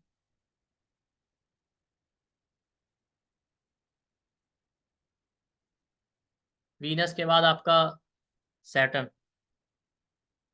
देखिए सैटर्न आ जाए आरूढ़ लगन में ना, सॉरी उत्पद लगन में, तो आप देखिए अगर सैटर्न उत्पद लगन में आ जाए, उत्पद लगन का लॉर्ड हो जाए, पहली बात तो ऐसे लोग कई बार मैरिज करना ही नहीं चाहते, खुद ही एक रिजेक्शन मोड में रहे। आप अक्सर वो केसेस देखिएगा जिसमें मैरिज प्रपोजल तो आ रहे हैं लेकिन इंसान खुद नहीं मैरिज करना चाहता, उसमें आप देखेंगे सैटर्न उत्पद लगन में होगा या उत्पद लगन का लॉर्ड है। एक केस, अगर यही सैटर्न उत्पद लगन और आरूढ़ लगन दोनों को इन्फ्लुएंस कर दे तब तो आप बहुत स्ट्रांगली ये टेंडेंसी देखेंगे, मैरिज प्रपोजल आ रहे हैं इंसान खुद नहीं करना चाहता। अक्सर आप उनसे पूछेगा भाई मैरिज नहीं हो रहा है, ऐसा तो है नहीं कि आपके पास प्रपोजल आ नहीं रहे, आ रहे हैं, आप लगता है खुद रिजेक्ट कर रहे हैं, तो आपको मिलेगा ये केस। आप उत्पद लगन और आरूढ़ लगन दोनों जगह तो सैटर्न बैठ नहीं सकता ना। देखिए आरूढ़ लगन भी वैसे ही निकालेंगे जैसे उत्पद लगन निकाला था, पर डिफरेंस ये कि उत्पद लगन हम 12th हाउस से निकाल रहे थे, आरूढ़ लगन 1st हाउस। दोनों जगह बैठ तो नहीं सकता पर दोनों जगह इन्फ्लुएंस आ सकता है। जैसे मान लेते हैं उत्पद लगन और आरूढ़ लगन दोनों जगह सैटर्न की ही राशि आ गई, एक्वेरियस आ गई और कैप्रिकॉन, कैप्रिकॉन हो गया आरूढ़ लगन, एक्वेरियस हो गया उत्पद लगन, और उत्पद लगन में सैटर्न बैठ गया, तो जहां बैठ गया वहां तो इन्फ्लुएंस दे ही रहा, बाकी दूसरी जगह उसकी लॉर्डशिप है, इस तरीके से। तो दोनों जगह बैठेगा नहीं, मान लेते हैं एक जगह बैठा है दूसरी जगह का लॉर्ड है, इस तरीके से। तो सैटर्न बैठा हो या वहां का लॉर्ड हो, ठीक है। अगर आप थोड़ा एडवांस में जाएंगे तो राशि दृष्टि भी हम देख लेते हैं, ग्रह दृष्टि नहीं, ये तीनों ही केसेस बहुत स्ट्रॉन्ग इफेक्ट देते हैं। अब मान लेते हैं आपका आरूढ़ लगन आ गया कैप्रिकॉन में लेकिन सैटर्न बैठ गया उत्पद लगन में, दोनों जगह इफेक्ट आ गया, तो ऐसे केसेस में आपको ये मिलेगा कि इंसान खुद ही मैरिज नहीं करना चाहता और डिले हो रहा है। अब जरूरी नहीं कि मैरिज नहीं होगा लेकिन आपको बाकी कंडीशन चेक करनी पड़ेगी, बट ये उसमें से एक कंडीशन हो।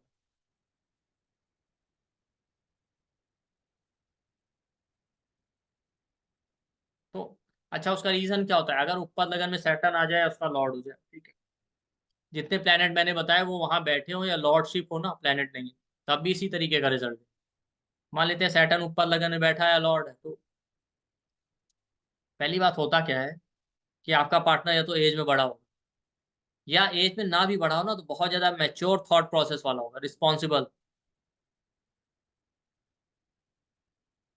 बहुत हार्ड वर्किंग होंगे, करियर ओरिएंटेड होगा। लेकिन ये लोग बहुत ज्यादा इमोशनल नहीं होते, अपने इमोशंस या फीलिंग शेयर करने वाले नहीं होते। और जिसका चार्ट है वो खुद नेटिव ऐसा होगा ना, वो भी ऐसा ही चाहेगा। ये लोग हमेशा अपने से बड़े एज ग्रुप या मैच्योर थॉट प्रोसेस वाले जो लोग होते हैं उनकी तरफ ही अट्रैक्ट होंगे, और मैरिज इसलिए नहीं करना चाहते या डिले होता है या बार बार रिजेक्शन मोड में रहते हैं क्योंकि इनके अंदर एक फियर रहता है, इनको लगता है पता नहीं ऐसा तो नहीं कुछ गड़बड़ हो जाएगी, मैरिज किया कुछ गड़बड़ हो गई तो, इस वजह से डिले होता है। और दूसरी बात ये ना, सैटर्न वालों को परफेक्शन चाहिए रहता है। जब तक इनको पूरा ट्रस्ट नहीं होगा कि हाँ सब कुछ ठीक ठाक है, तब तक ये रिलेशन और मैरिज के लिए कमिटमेंट करेंगे ही। अब वो होने वाला नहीं तो डिले होता रहेगा। अब ऑब्वियस सी बात है, जब डिले होगा तो होना ही बड़े एज ग्रुप में।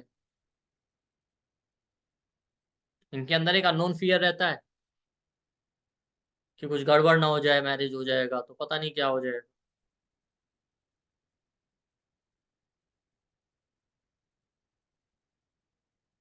और इसीलिए कहीं ना कहीं ये परफेक्शन ढूंढते रहते हैं, जब सब कुछ ठीक ठाक होगा तभी कमिटमेंट करें।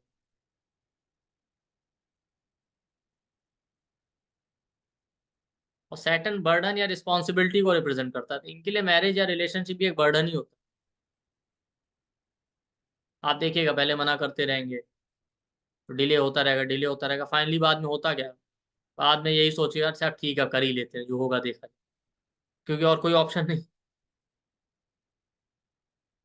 तो वो एक तरह का बर्डन ही होता है, करना तो वही ठीक है कर लेते हैं। और इसीलिए जितना सोचते रहते हैं ना गड़बड़ हो जाएगी, गड़बड़ हो भी जाती है।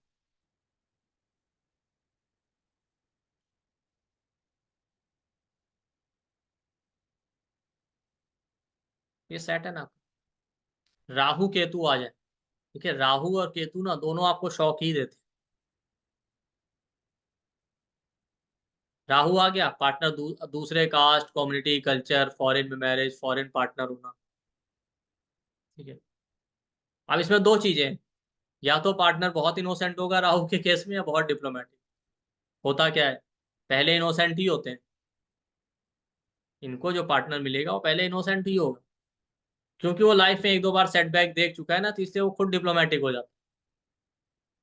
चीटिंग हो गया 2-3 बार तो उसको लगता है कि अब कोई चीट ना कर पाए, और एक्सट्रीमली सस्पिशियस नेचर होता है। और ऐसा शो करेंगे कि जैसे इनसे ज्यादा इमोशनल कोई है ही नहीं, बट राहु वाले बिल्कुल इमोशनल होते नहीं। ऐसे लोगों के लिए राहु अगर उपद लगन में आ जाए, ऐसे लोगों का जो पार्टनर होगा उनके लिए लॉयल्टी बहुत मैटर, इतने सस्पिशियस होंगे कि अगर उन्हें खुद ही कुछ गड़बड़ फील हुआ ना, हो चाहे ना हो, आप देखिए तुरंत वॉकआउट कर जाए।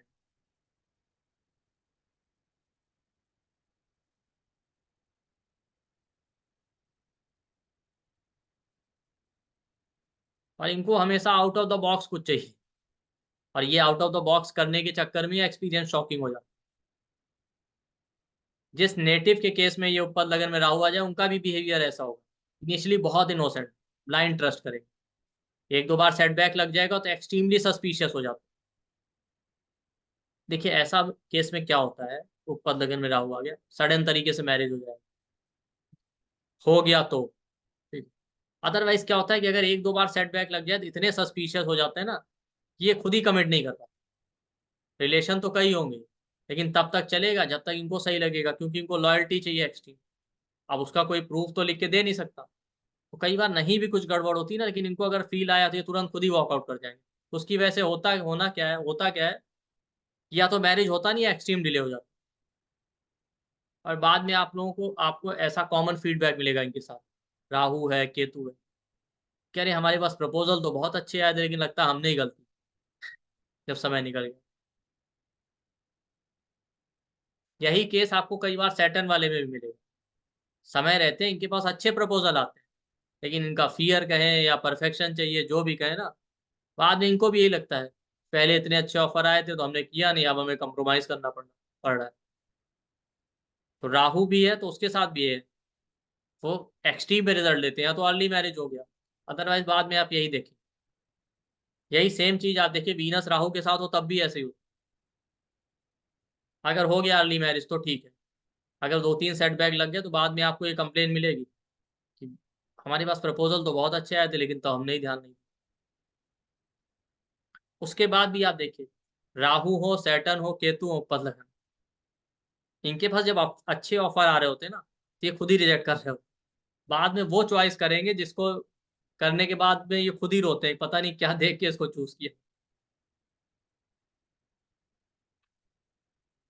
आप ऐसे लोगों के साथ कभी भी देखिएगा, ऐसा कभी नहीं होगा कि इनके पास प्रपोजल अच्छे नहीं आए। तो प्रपोजल अच्छे ही आए थे, अच्छे वालों को इन्होंने खुद ही रिजेक्ट किया, उनमें इनको कमी नजर आ रही थी, और जो सबसे वर्स्ट केस था ना उसको इन्होंने पसंद किया, और होने के बाद फिर इनको लगेगा अब तो फंस गए।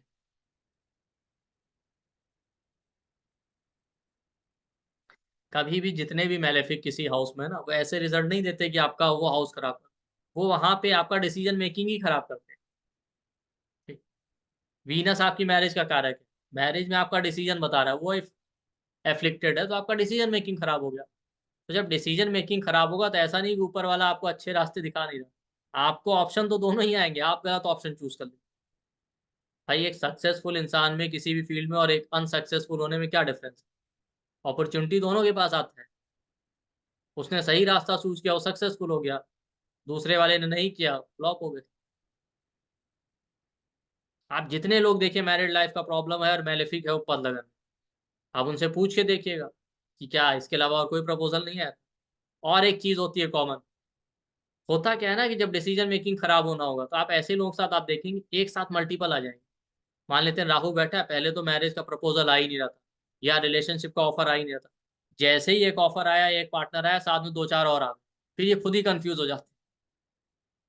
उस वजह से इनका डिसीजन मेकिंग खराब हो जाता है। और राहु और सैटर्न के केस में ये भी चांस है कि आप उसके साथ रिलेशन में इन्वॉल्व हो जो ऑलरेडी मैरिड है, डिवोर्स है। सैटर्न के केस में भी, राहु के केस में, स्पेशली राहु के केस में तो मैंने ये देखा है कि ऐसे लोगों की लाइफ में वो पार्टनर आते हैं ना, मान लेते हैं उनका ब्रेकअप हुआ है सामने, अब वो इनकी लाइफ में आ गए।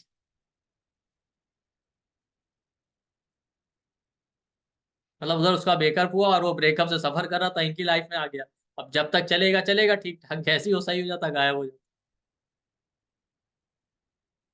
राहु केतु दोनों केस में आप ये देखिए, बट सैटर्न राहु केतु इनके केस में लोग वही आते हैं जो दुखी और परेशान होते हैं।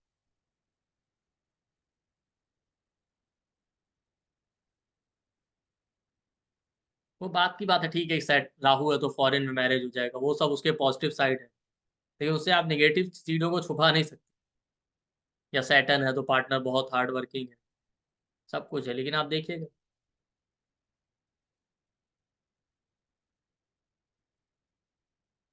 तो इस वजह से राहु के केस में आपका एक्सपीरियंस खराब हो जाए। इनको खुद भी चाहिए ना, इनका खुद भी थॉट होगा फॉरेन में मैरिज करना है, दूसरे रिलीजन या कम्युनिटी की तरफ ज्यादा इंक्लाइंड हो। उसका रीजन ये होता है कि कहीं ना कहीं इनका एक्सपीरियंस ऑलरेडी खराब हो चुका होता है खुद का, जिस नेटिव का है। तो पता चला इनका कोई पहले रिलेशन रहा या अपनी कम्युनिटी के लोगों के साथ किसी ना किसी वजह से इनका एक्सपीरियंस खराब ही रहा, तो इनको लगता है नहीं नहीं हमारी कम्युनिटी के लोग तो बेकार ही। तो ये चाहेंगे दूसरे कास्ट कम्युनिटी या फॉरेन में, जैसे अभी बहुत सारे इंडियंस को देखिए, अरे यहाँ तो बेकार है, हमको तो फॉरेन में है। तो होगा कोई उनका एक्सपीरियंस, बहुत सारे लोग ऐसे हैं जिनको लगता है नहीं यही ठीक ठाक है। तो राहु क्या करता है, सन को इक्लिप्स करता है। सन चाहता है अपनी कम्युनिटी में, राहु चाहता है दूसरी कम्युनिटी में ले जाना, दूसरे रिलीजन, दूसरे कास्ट की। तो इनका खुद का भी थॉट प्रोसेस ऐसे ही होता, तभी इसी तरह के लोग इनको मिलते।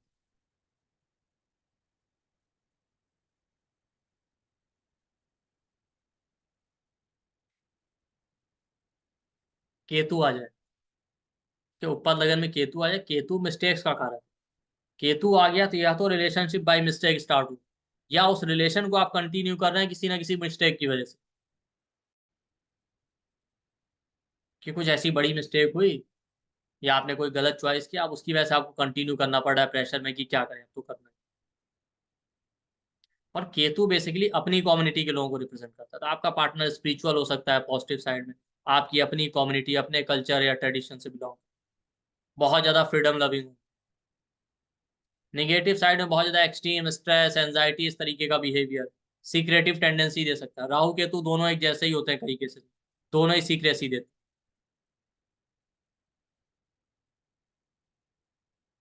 केतु के साथ प्रॉब्लम ये भी, पार्टनर इगोइस्टिक भी हो जाते हैं। केतु में कई सारे ट्रेट आपको सन के मिलेंगे, इगोइस्टिक नेचर, अपनी इमेज को लेके बहुत ज्यादा कॉन्शियस हो, जैसे सन आपका इमेज है।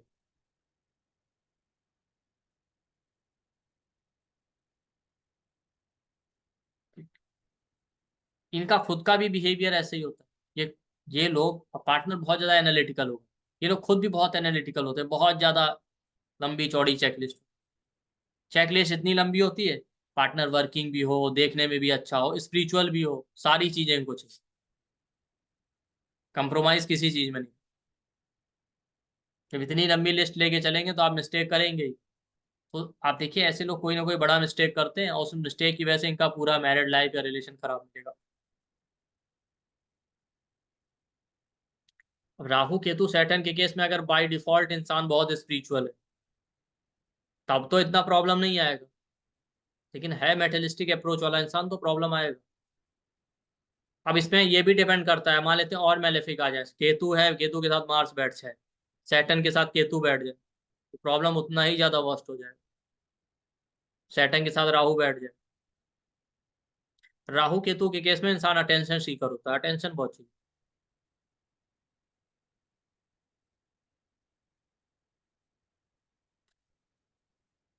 तो अलग अलग प्लेनेट आपके ऊपर लगन में आ जाए तो इस तरीके से आपको पार्टनर का बिहेवियर मिलेगा और आपकी मैरिड लाइफ में प्रॉब्लम। इसके अलावा ये किस हाउस में पड़ेगा, मान लेते हैं आपने कैलकुलेट किया 4th हाउस में आ गया, तो 4th हाउस की चीजों का बहुत ज्यादा इन्फ्लुएंस होगा, आपकी मदर, आपकी फैमिली का।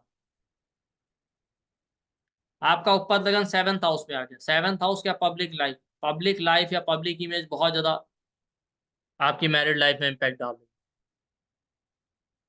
9th हाउस में आ गया, आपके फादर का बहुत ज्यादा रोल है। अब वो 9th हाउस पे डिपेंड करेगा कितना एफ्लिक्शन है कि नहीं है, वो रोल पॉजिटिव भी हो सकता है इम्पैक्ट और निगेटिव भी हो सकता है।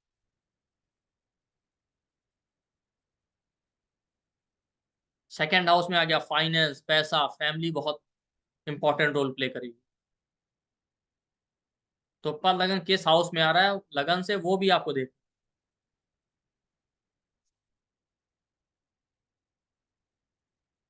तो जब भी आप अपना मैरिड लाइफ देखना है ऊपर लगन जरूर देखें। और ऊपर लगन का एक बेनिफिट और भी है, वो ये है कि देखिए नौमांश आपका 10-12 मिनट में चेंज हो जाता है, लेकिन ऊपर लगन के साथ क्या है कि लगन आपका इतनी जल्दी चेंज नहीं होता, तो उसको कैलकुलेट करना भी आसान है, उसकी एक्यूरेसी में भी प्रॉब्लम कम मिलेगा भाई। एक आध घंटे, आधे घंटे का भी आपका टाइम का डिफरेंस है ना, तो भी आपका लगन चार्ट चेंज नहीं होगा, तो उससे ऊपर लगन में कोई प्रॉब्लम नहीं। ठीक, तो एक सेकंड अभी।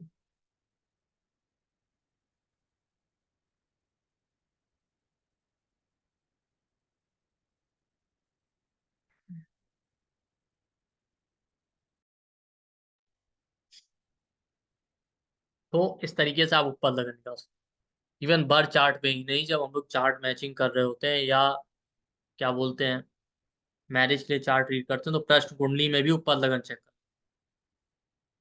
ठीक, और जो आपका ऊपर लगन आएगा उसका कोई ना कोई कनेक्शन आपके नवांश के 7th हाउस से मिलेगा। जैसे ऊपर लगन में कोई प्लेनेट बैठा, सन बैठा, तो नवांश के 7th हाउस में भी सन आ गया, या वहां सन की राशि आ गई, या सन की एक्सॉल्टेशन वाली राशि या डेबिलिटेशन वाली, कोई ना कोई कनेक्शन मिलेगा। वो डिपेंड करेगा, मान लेते हैं एक्सॉल्टेशन वाली आ गई तो अच्छा है, डेबिलिटेशन वाली आ गई तो आपको प्रॉब्लम देगी कहीं, बट कनेक्शन जरूर मिलेगा। क्यों, उसका भी आप रीजन समझ। लगन का 7th हाउस आपका एक्सटर्नल बिहेवियर है, फिजिकल स्टेट आपकी मैरिज। ठीक, नवांश का 7th हाउस एक्चुअल आपका पार्टनर या मैरिज है। ऊपर लगन बताता है वो लोग जिसको लेकर आप सीरियस हैं कि मैरिज करना चाहते। 12th हाउस का आरूढ़ है वो, तो आप डिफरेंस समझिए। 7th हाउस पब्लिक लाइफ का लगन चार्ट। ठीक है, मान लेते हैं बहुत सारे लोग आपको मिल रहे हैं, स्कूल, कॉलेज, ऑफिस, हर जगह। ठीक है, उनमें से कोई आपका बिजनेस पार्टनर बन जाएगा, कोई आपका फ्रेंड बन जाएगा, उनमें से कोई ऐसा हो सकता है जिसको लेके आप डिवोटेड हो या सीरियस हो जाएंगे मैरिज का। जिसको लेके आप सीरियस होंगे वही आपका मैरिज की हमें इससे मैरिज करना है, वो आपका ऊपर लगन होगा, और बाद में उसी से मैरिज होगा तो वो आपका 7th हाउस शो करता है, नवांश। इसलिए ऊपर लगन का कनेक्शन आपके नवांश के 7th हाउस से मिलेगा। मान लेते हैं ऊपर लगन में मून आ गया, ठीक है, या मून की राशि है, नवांश के 7th हाउस में मून बैठ गया, या मून की राशि आ गई, या उसकी एक्सॉल्टेशन या डेबिलिटेशन वाली राशि, इन 3-4 में से कोई ना कोई कनेक्शन आपको जरूर मिलेगा। तो ये डिफरेंस है लगन के 7th हाउस में, उत्पद लगन में और नवांश के 7th। कि उत्पद लगन का 7th हाउस ये बताता है कि हाँ सीरियस है आप इसको लेकर, रिलेशन मैरिज करना चाहते हैं। अब वो 7th हाउस नवांश का बता रहा है कि हाँ ये मैरिज में कन्वर्ट।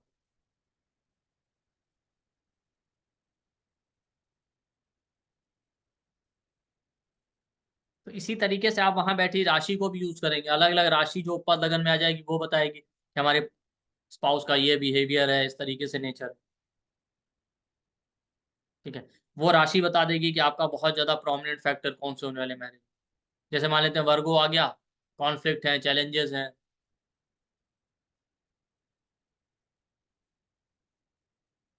ठीक है, और जैसा मैंने कहा उत्पद लगन पे अभी वीडियो मैंने कल या परसों अपलोड किया, आप उसको सुनिए 1 घंटे।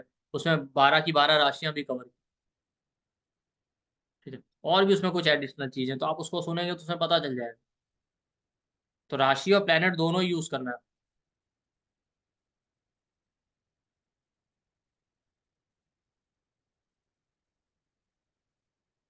ठीक इसी तरीके से मैं आपको बता दूं, जब आप आरूढ़ निकालेंगे राशियों के सिग्निफिकेशन और प्लेनेट के नहीं चेंज। ठीक, वहां भी आप इसको यूज कर सकते हैं। आरूढ़ लगन में यही राशि प्लेनेट आ जाएंगे तो ये आपका खुद का पब्लिक इमेज बताएंगे।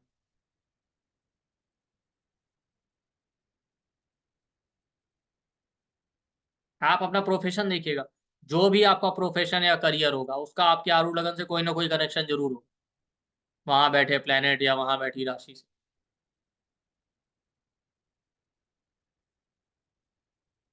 मान लेते मून है तो आप हीलर है, किस तरीके के वो तो आपका पूरा चार्ट होता है, बट आपका कनेक्शन जरूर होगा। आप डॉक्टर भी हो सकते हैं, कुछ भी हो सकते हैं। और नहीं भी है ना प्रोफेशन से कनेक्शन, तो आप देखिए काम आप कुछ भी कीजिए, पब्लिकली आपका इमेज तो वैसा ही होगा। जैसे बहुत पहले क्लास में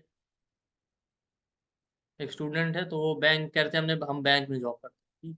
लेकिन वो पहले न्यूज़पेपर में मेडिसिन आती थी तो मैं उसकी कटिंग निकाल के रख लेता था, पढ़ता रहता था। तो आसपास के लोगों में मेरा इमेज ऐसा ही हो गया था, वो डॉक्टर वाला। तो बैंक में भी किसी की तबीयत खराब हो जाए तो हमारे पास ही दौड़ के आते थे। तो आपका पब्लिक इमेज बता रहा है।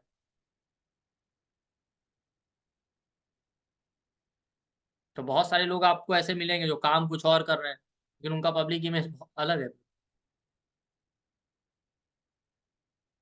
तो अगर आप नहीं भी वो काम कर रहे हैं ना, तो वही अपना प्रोफेशन बनाइए, ज़्यादा अच्छा रहेगा। ठीक, जैसे बहुत टाइम पहले जब मेरा क्लिनिक था तो यहाँ पे एक सर्विस सेंटर है, गाड़ियों की सर्विसिंग और धुलाई का। तो उसको आसपास के लोग डॉक्टर समझते, क्यों? क्योंकि उसको थोड़ी बहुत मेडिसिन की नॉलेज थी, उसको शौक भी था पढ़ने के। उसको उस एरिया जितने लोग थे उसको डॉक्टर ही कहते थे। तो वो खुद कहता था कि अगर मैं क्लिनिक स्टार्ट कर दूं और डिग्री होती, क्लिनिक भी चल जाता है। तो आसपास के लोग पूछने आते थे, अच्छा फीवर हो गया तो लाओ इनसे टैबलेट पूछ। तो दिन में कहता 4-6 लोग तो ऐसे आ ही जाते। तो या तो आपका प्रोफेशन उससे कनेक्टेड होगा, आप देखिए, और नहीं है तो आपका पब्लिक इमेज वैसा ही है। तो आप वही प्रोफेशन चूज कीजिए और अपने आप को प्रेजेंट भी वैसे ही कीजिए लोगों की नजर में। लोग वैसे ही आपको देखना चाहते। अदरवाइज होगा क्या कि लोगों का इमेज तो आपकी नजर, आपका इमेज लोगों की नजर में तो वैसा ही है, लेकिन आप ऐसे नहीं प्रेजेंट कर रहे हैं तो लोग आपके पास आएंगे नहीं। और फिर आपके टैलेंट का कोई फायदा नहीं।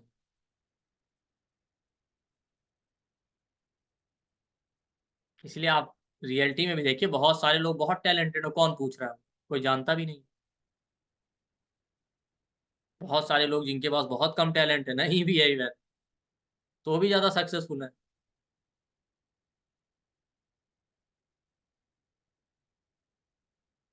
तो ये आप आरू पद लगन है, आप उसका यूज कीजिए, चेक कीजिए, और आप डेफिनेटली देखेंगे 7th हाउस से ज्यादा प्रोमिनेंट है वो। ठीक है, आप 7th हाउस जरूर देखिए, बट उपद लगन जरूर देखिए, कि वो ही एक्चुअली बता रहा है कि हाँ अब हम सीरियस है मैरिज को लेकर, रिलेशनशिप।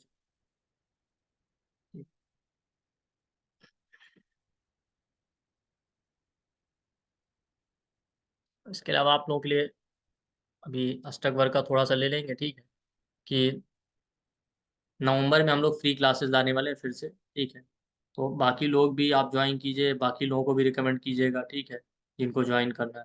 दिवाली के बाद ही करेंगे, दिवाली तक तो सभी बिजी, ठीक है। और उसके बाद कई सारी फ्री क्लासेस करेंगे थोड़े टाइम पे, जैसे हम लोगों ने पिछले मंथ में ली थी। ठीक है, तो अलग अलग टॉपिक पे करेंगे, आपको मैसेज आ जाएगा। ठीक है, और एक सेकेंड, अभी ख़त्म नहीं हुआ है क्लास अभी, इसके बाद थोड़ा सा स्ट्रक वर्क को देखें।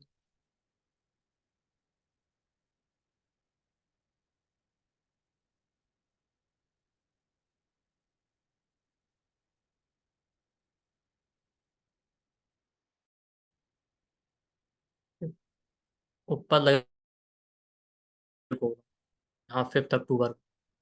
ठीक, उसमें शाम को ही होगा, रात में 8:30 PM से 11:30 PM तक, 3 घंटे का है। ठीक, इसमें हम लोग बहुत सारी चीज़ें कवर करेंगे। ऊपर लगन का कैलकुलेशन तो आपको पता ही चल गया, उससे और क्या क्या देख सकते हैं, स्पाउस का बिहेवियर, मैरिड लाइफ का थीम, अलग अलग लगन से अलग अलग हाउस में आए तो वो, और ऊपर लगन से आप देख सकते हैं एक्स्ट्रा मैरिटल अफेयर, आपका डिवोर्स होगा कि नहीं होगा, ये सारी चीज़ें। ठीक है, मैरिज में डिले हो रहा है। ठीक है, सेकंड और थर्ड मैरिज के लिए कैसे देखें। ठीक, और एक इसमें आपको इंटरेस्टिंग चीज़ बता दूं, ऊपर लगन कभी फिक्स नहीं। ठीक, आपको क्या लगता है कि 12th हाउस का आपने ऊपर लगन निकाला, वो फिर वो हो गया आपका मैरिज। अगर मैरिज की बात आए ना, तो आज के केस में एक नहीं, दसों लोग ऐसे मिलेंगे जिनको लेके आप सीरियस हो पाओ कि मैरिज करना है। हर किसी से मैरिज भी नहीं हो, तो ऊपर लगन ऐसा नहीं कि एक्चुअली आपका मैरिज हो ही जाएगा, आप सीरियस है। भाई आजकल ये तो बहुत कॉमन है कि 2 4 5 लोगों को लेके आप सीरियस हो सकते हैं। अच्छा, पहले वाला था उसको लेके भी सीरियस थे, नहीं हुआ तो दूसरे वाले को लेके हो गए सीरियस। उसमें तो ऐसा किसी ने रोका नहीं ना आपको सीरियस होने से। तो वो हम देखेंगे एक्चुअली आप जिसको लेके कमिटमेंट शो कर रहे हैं, सीरियस है, वो मैरिज में कन्वर्ट होगा या कौन सा वाला होगा। तो ऊपर लगन चेंज होता रहता है। मतलब इसका मतलब ये नहीं है कि आपको देखना नहीं, फाइनली ये तो देखना ही है, लेकिन इसमें एक और बहुत सारी चीजें हैं कि आप सीरियस हैं कितने लॉन्ग टर्म तक, और मैरिज में कन्वर्ट कर पाएंगे कि नहीं कर पाएंगे। तो वो आप ऊपर लगन से ही देख सकते हैं। अदरवाइज होगा क्या कि आपके पास आ रहे हैं एक प्रपोजल, ठीक है, आज सीरियस हुए, चला गया, थोड़े टाइम बाद दुखी रहे, फिर दूसरे को लेके सीरियस हो, और आपको जो भी प्रॉब्लम आता है फैमिली लाइफ में, लॉस से, वो सब ऊपर लगन से देखेंगे कि कौन से लोग आपको सपोर्ट कर रहे हैं, कौन से लोग अपोज कर रहे हैं मैरिज।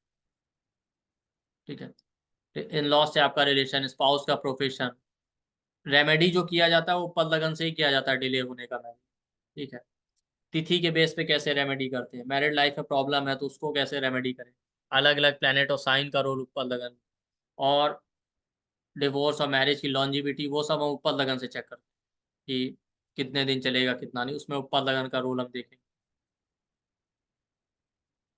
ठीक है, और ये भी बड़ी बात है कि अगर आपका मैरिज देखिए, बहुत बार होता है कि आपका रिलेशन ब्रेक हुआ, मैरिज ब्रेक हो गया, उधर आपकी जॉब भी चली गई, तो उसमें जो प्रॉब्लम आ रहा है उसका दूसरे पार्ट में लाइफ में क्या इम्पैक्ट पड़ रहा है, ये हम देखेंगे। तो ये सारी चीज़ें हम इसमें कवर करेंगे।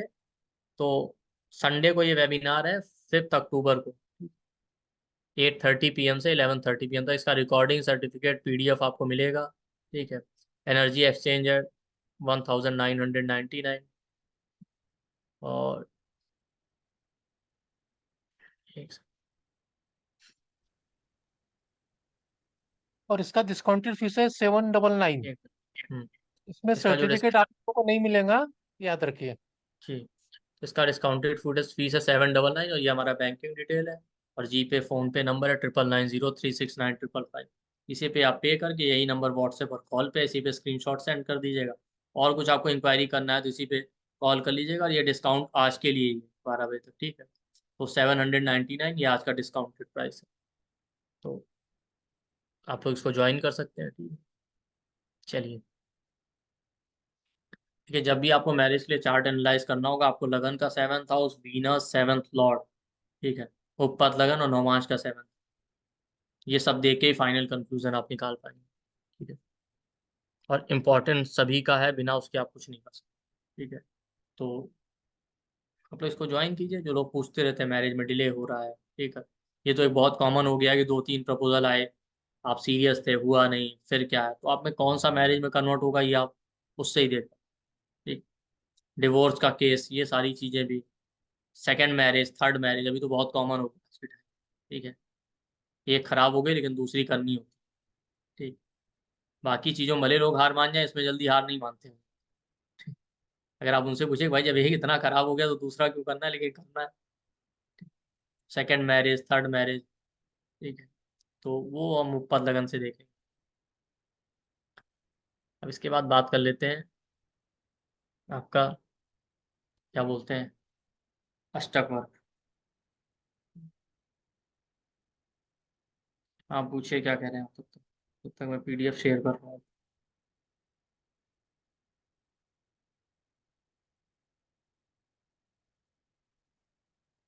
सर गुरु का नहीं बताया। अच्छा, गुरु का नहीं बताया, तो गुरु का आप खुद ही निकाल लीजिए। हाँ जी। चलिए, जुपिटर उपपद लगन में, जुपिटर एक बेनिफिक है, उतना प्रॉब्लम जुपिटर और हाँ, जुपिटर अगर उपपद लगन में है, ये लोग बहुत ही ब्रॉड माइंडेड होते हैं।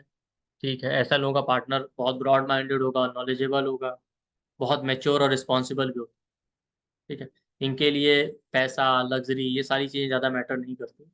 नॉलेज होना चाहिए, मेच्योरिटी होना चाहिए, रिस्पॉन्सिबिलिटी होना चाहिए, ट्रस्ट फैक्टर होना चाहिए। अगर आपका जुपिटर एफ्लिक्टेड नहीं, अब मान लेते हैं जुपिटर राहु केतु के साथ बैठ गया तो अपोजिट हो जाएगा, ट्रस्ट की जगह सस्पिशियस नेचर ज़्यादा हो जाएगा। तो अगर जुपिटर है, और ऐसे लोगों का खुद का भी थॉट प्रोसेस यही होता है, पार्टनर मैच्योर, नॉलेजेबल होना चाहिए, ट्रस्ट वर्दी होना चाहिए, ये लोग ज़्यादा लोग के पीछे नहीं भागते। ठीक, इनके लिए मेच्योरिटी है, नॉलेज है, ये ज़्यादा मैटर। ठीक है, और एक्सट्रीमली ब्रॉड माइंडेड होते हैं। ठीक है, मैरिज हो गया, हम इस स्टेट में रह रहे हैं, पार्टनर दूसरी जगह जॉब कर रहा है, इनके लिए कोई फर्क नहीं, इनके ये सब एक्सेप्ट कर लेते हैं।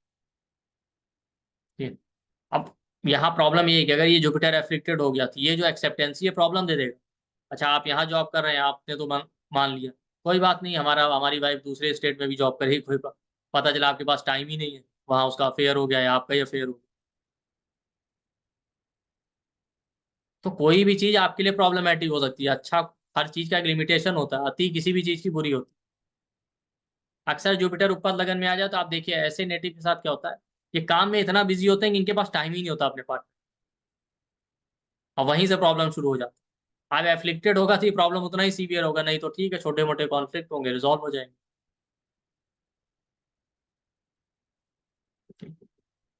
तो कोई भी प्लेनेट कितना भी अच्छा है लेकिन उसका अपना नेगेटिव साइड है, अब वो कितने एक्सट्रीम लेवल पे आपको प्रॉब्लम देगा वो उसके मेलेफिक इन्फ्लुएंस पे डिपेंड करता है। यही जुपिटर अगर एफिशिएंट है तो जो ब्रॉड माइंडेड एटीट्यूड है वो आपको परेशान कर देगा।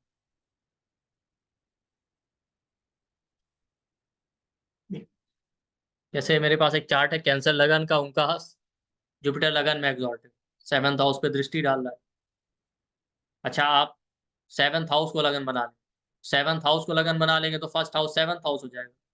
तो 7th हाउस आपकी मैरिड लाइफ बता रहा है, फर्स्ट हाउस आपका जो स्पाउस होगा उसकी मैरिड लाइफ कैसे होगी, उसका क्या बिहेवियर होगा वो बताएगा। ठीक है, तो उनका लगन में जुपिटर एग्जॉल्टेड था, तो 7th हाउस को आप लगन बना लिए तो 7th हाउस में जुपिटर एग्जॉल्टेड हो जाएगा। तो उनका कुछ प्रॉब्लम चल रहा था, बहुत टाइम से उनके हस्बैंड साथ में नहीं रहते, अलग अलग रह रहे थे, तो लेकिन उनके हस्बैंड को इतना ट्रस्ट था कि नहीं नहीं, ये कुछ ऐसा तो कर ही नहीं सकती, कभी सेपरेशन हो ही नहीं सकता, मतलब रहना भी नहीं था, और उनको लेकिन भरोसा आप देखिए कितना, 4 5 6 साल अलग लग रहे, उसके बाद वाइफ ने डाइवोर्स का नोटिस दे दिया। जब दे दिया तो उनके लिए बड़ा शॉकिंग हो गया, क्योंकि वो एक्सपेक्ट ही नहीं कर रहे थे। एग्जॉल्टेड जुपिटर वाला एक्सट्रीम, मतलब ऐसा नहीं कि कोई बहुत सही थे, इतने सही होते तो फिर अलग होते ही, लेकिन इतना ज्यादा एक्सट्रीम ट्रस्ट था और उनको ये भरोसा ही नहीं था कि ऐसा हो सकता। ठीक, तो उनको क्या लग रहा था कि अब उनकी वाइफ का कहना है सर 4 5 सालों से तो रह नहीं रहते, इनका कोई अता पता नहीं था। मैंने ने कई बार वार्निंग दिया कि भाई रहना है कि नहीं रहना, रहना है कि नहीं रहना, फिर फाइनली उसने दे ही दिया। तो डाइवोर्स को लेके उनको एक्सपेक्टेशन नहीं था। तो उसके बाद क्या हुआ कि उन्होंने कहा कि केस क्या डाइवोर्स का, पहले तो केस में कोई दम नहीं था। ठीक, उसके बाद उन्होंने लॉयर चेंज कर दिया। उनका जो लॉयर चेंज कर दिया तो इनकी तरफ से इनके लॉयर का ऑफर आ गया, पहले ये तैयार ही नहीं थे कुछ देने के लिए, फिर इनका ऑफर आ गया कि नहीं हम लोग बैठ के रिजॉल्व कर लेते। तो उनकी वाइफ का कहना है सर इनको पहले लगता भरोसा ही नहीं था, अब इनको लगने लगा है कि ये तो हाथ से निकल ही गई है, तो उससे अच्छा बैठ के बात करके जो मिल रहा वही ले लेते। तो अब ऑब्वियस सी बात है कि मतलब ऐसा नहीं कि कोई इंसान कनिंग नहीं हो सकता, वो तो ओवरऑल चार्ट पे डिपेंड करेगा, बट मैरिज को लेके आप एटीट्यूड देखिए क्या, कि एक्सट्रीम ट्रस्ट वर्दी और ब्रॉड माइंडेड, ठीक है चल रहा है चलता रहेगा, नहीं भी रह रहे साथ में, तुमको ये था कि अरे अब कहीं डिवोर्स तो होना ही नहीं, या ऐसा कोई सिचुएशन तो आ ही नहीं सकता, तो ज्यादा भरोसे में धोखा हो गया। मतलब उनको ये भरोसा था कि उनकी वाइफ तो डाइवोर्स का केस कर ही नहीं सकती। तो सेम वैसा ही है, आप बाकी पार्ट में भी ये हो सकता है, आप ज्यादा ट्रस्ट कर रहे हो, प्रॉब्लम हो जाएगा। ठीक, तो ये जुपिटर, तो जिसने पूछा होगा सोच रहा होगा इससे अच्छा नहीं पूछो। तो जुपिटर है तो अगर अनएफ्लिक्टेड है तब तो ठीक है, एफ्लिक्टेड है तो प्रॉब्लम देगा। और अनएफ्लिक्टेड होने पे भी प्रॉब्लम तो नहीं देता, लेकिन हाँ ये समझ जाइए ज्यादा ब्रॉड माइंडेड होना भी आपके लिए प्रॉब्लम क्रिएट करेगा। हर चीज एक बैलेंस में होनी चाहिए।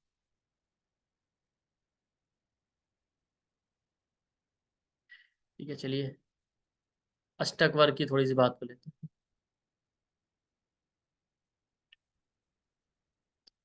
देखिए, अष्टक वर्ग जो लोग बहुत बिगनर हैं या शुरू में जिनको प्रिडिक्शन करने में प्रॉब्लम आता है, उनके लिए ज़्यादा हेल्पफुल वो सभी के लिए है, लेकिन बिगनर्स के लिए ज़्यादा होता है। आप देखिए जो लोग काफ़ी टाइम से कर रहे हैं फिर वो उतना अष्टक वर्ग को नहीं यूज करते। ठीक है, बाकी कुछ चीज़ों के लिए तो अष्टक वर्ग है इंपॉर्टेंट, वो अलग बात है। नॉर्मली होता क्या है कि आप जब प्रिडिक्शन कर रहे होते हैं लगन चार्ट में, तो बड़ा कंफ्यूजिंग ये होता है प्लेनेट का स्ट्रेंथ कैसे देखें। अब ये प्लेनेट स्ट्रांग है कि वीक है। अब पता चला, मान लेते हैं आपका वीनस है, पाइसिस में बैठ गया 6th हाउस में, वैसे तो एग्जॉल्टेड है राशि वाइज, हाउस वाइज वो मंड कारक स्थान में। तो ये जो स्टार्ट कर रहे होते हैं, जो बिगिनर्स होते हैं, उनके लिए प्रॉब्लम हो जाता है ऐसे केस, ठीक है, कि कंक्लूजन कैसे निकालें। तो ऐसे केस में अष्टक वर्ग आपको देखिए बहुत ज्यादा हेल्प करता है, स्नैपशॉट आप प्रिडिक्शन कर सकते हैं ओवरऑल। अष्टक वर्ग में क्या होता है कि हर हाउस और प्लेनेट का अपना एक पॉइंट होता है।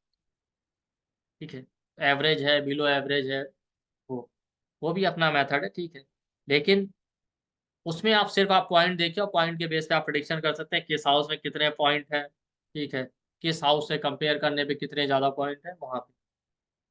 जैसे मैं आपको दिखाता हूँ,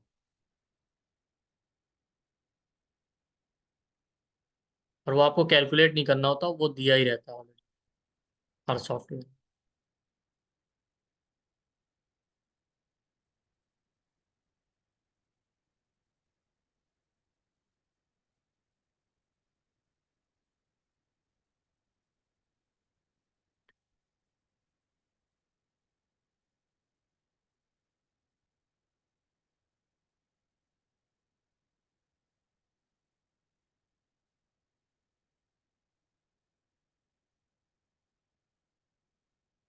ये देखिए,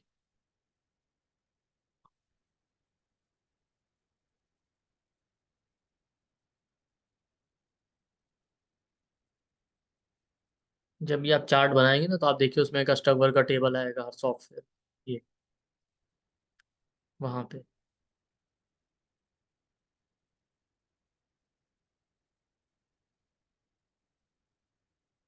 ये देखिए, यहाँ पे आप देखिए ऊपर RN जो लिखा वो राशि नंबर है, उसके बाद अलग अलग प्लेनेट का नंबर। तो ये जो 1 2 3 4 RN के नीचे लिखा है ना, ये हाउस नंबर नहीं है, राशि नंबर। 1 नंबर मतलब एरीज राशि, 2 नंबर मतलब taurus, 3 number Gemini, 4 number cancer, इस तरीके से पूरा मीन राशि तक। तो अलग अलग राशि में जो है किस प्लेनेट ने कितने पॉइंट दिए वो लिखे हुए हैं। जैसे आप देखिए 1 नंबर एरीज में सन ने 4 पॉइंट दिए, मून ने 1 दिया है, मार्स ने 3, मरकरी ने 5, जुपिटर ने 3, वीनस ने 4, सैटर्न ने 2, और टोटल 22।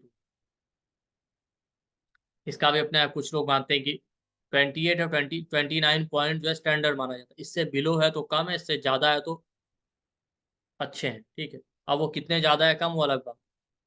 तो इस तरीके से आप देखिए हर राशि में आपकी ये राशि जिस हाउस में आ रही वहां पे पॉइंट लेने, टोटल कितने पॉइंट था।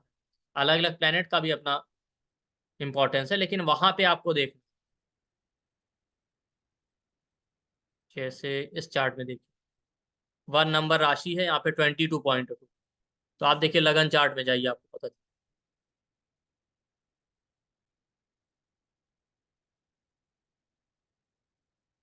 तो ये लगन चार्ट, तो 7th हाउस में आ गया एरीज राशि, तो इसका मतलब है 7th हाउस के 22 पॉइंट। ठीक, दूसरी राशियों को देखते हैं।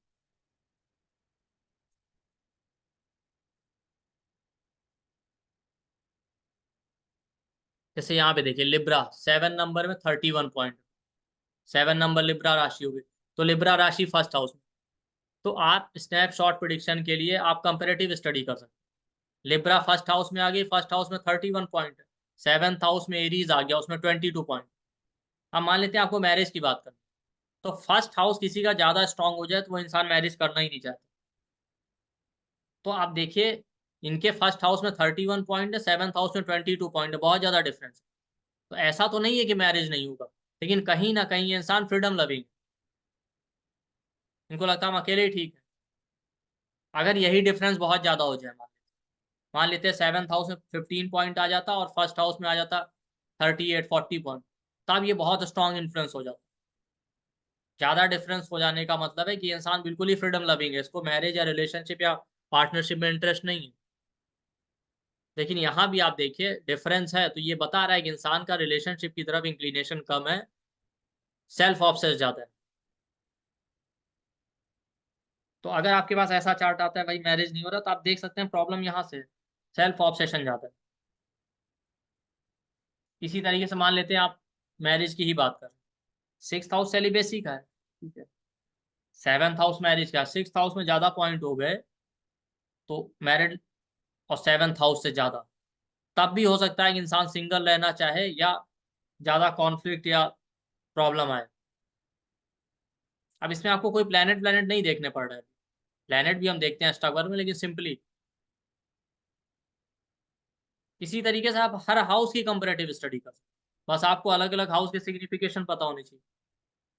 मान लेते हैं कोई इंसान कहता है कि हमारे पास एक्सपेंडिचर बहुत हैवी है, सेविंग में प्रॉब्लम आ रहा है, तो आप देखिए सेकंड हाउस में कितने पॉइंट है, 12th हाउस में। अगर सेकंड हाउस के पॉइंट बहुत ज्यादा है 12th हाउस, तो सेविंग अच्छा होगा, खर्चे कम है। लेकिन अगर 12th हाउस के पॉइंट बहुत ज्यादा हो गए सेकंड हाउस से, तो हैवी एक्सपेंडिचर होगा और सेविंग में प्रॉब्लम आएगा। अब जितना ज्यादा डिफरेंस होगा उतना ही प्रॉब्लम बढ़ता जाएगा। फर्स्ट हाउस आपकी ओवरऑल हेल्थ है, सेकंड हाउस आपकी बीमारी का, मान लेते हैं सेकंड हाउस 6th हाउस आपकी बीमारी, मान लेते हैं 6th हाउस की जो राशि है उसमें ज्यादा पॉइंट है फर्स्ट हाउस से, तो कहीं ना कहीं आपको हेल्थ इश्यूज बने रहेंगे, हेल्थ वीक है। और पॉइंट राशि के होते हैं, आप ये समझ लीजिएगा, जो RN लिखा है वो राशि नंबर है, तो उसके नीचे जो भी 1 2 3 4 लिखा है वो हाउस नंबर नहीं, राशि नंबर है, उसके टोटल पॉइंट देखते हैं। तो वो राशि जिस हाउस में आएगी वहां पे देखिए, मान लेते हैं कैप्रिकॉन में 30 पॉइंट है, कैप्रिकॉन आपके 9th हाउस में है, तो 9th हाउस में वो पॉइंट देखते हैं। आप उसको हाउस की तरह मत ट्रीट कीजिए। और अलग अलग प्लेनेट है जो पॉइंट दिए उससे अभी हमें मतलब नहीं है, हम सिर्फ अभी टोटल पॉइंट दे। मान लेते हैं आप किसी के लव रिलेशन की बात करें, 5th हाउस में 14 पॉइंट है, जो 5th हाउस में राशि आ गई, 6th हाउस में जो राशि आ गई उसमें 28 है, तो 6th हाउस क्या ब्रेक करता है, 5th हाउस लव रिलेशनशिप का, इसका मतलब ब्रेक हो जाएगा। इस तरीके से आप देख सकते हैं। अदरवाइज नॉर्मल केसेस में क्या होता है, प्लेनेट चेक करना, कौन से योग बना रहा है, प्लेनेट की स्ट्रेंथ क्या है, वो नए लोगों के लिए बहुत प्रॉब्लमेटिक होता है उसको जज कर।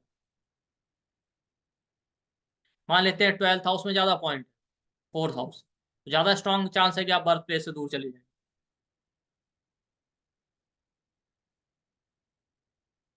तो किसी भी हाउस के टोटल पॉइंट देखिए और जिस हाउस के रिस्पेक्ट में बात हो रही है उससे कंपेयर कीजिए उसको।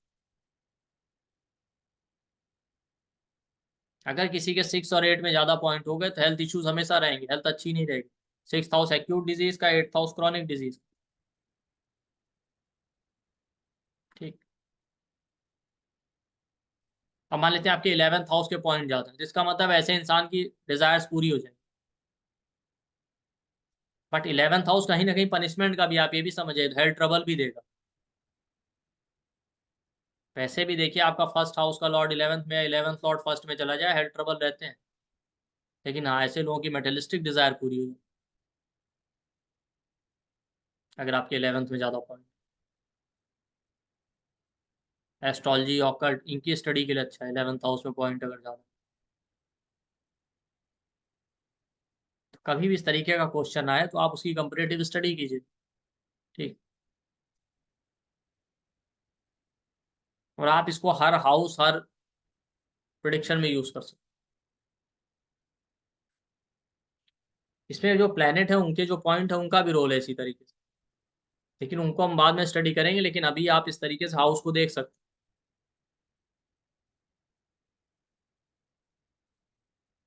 कौन सा हाउस आपका डोमिनेट कर रहा है, कौन सा हाउस वीक।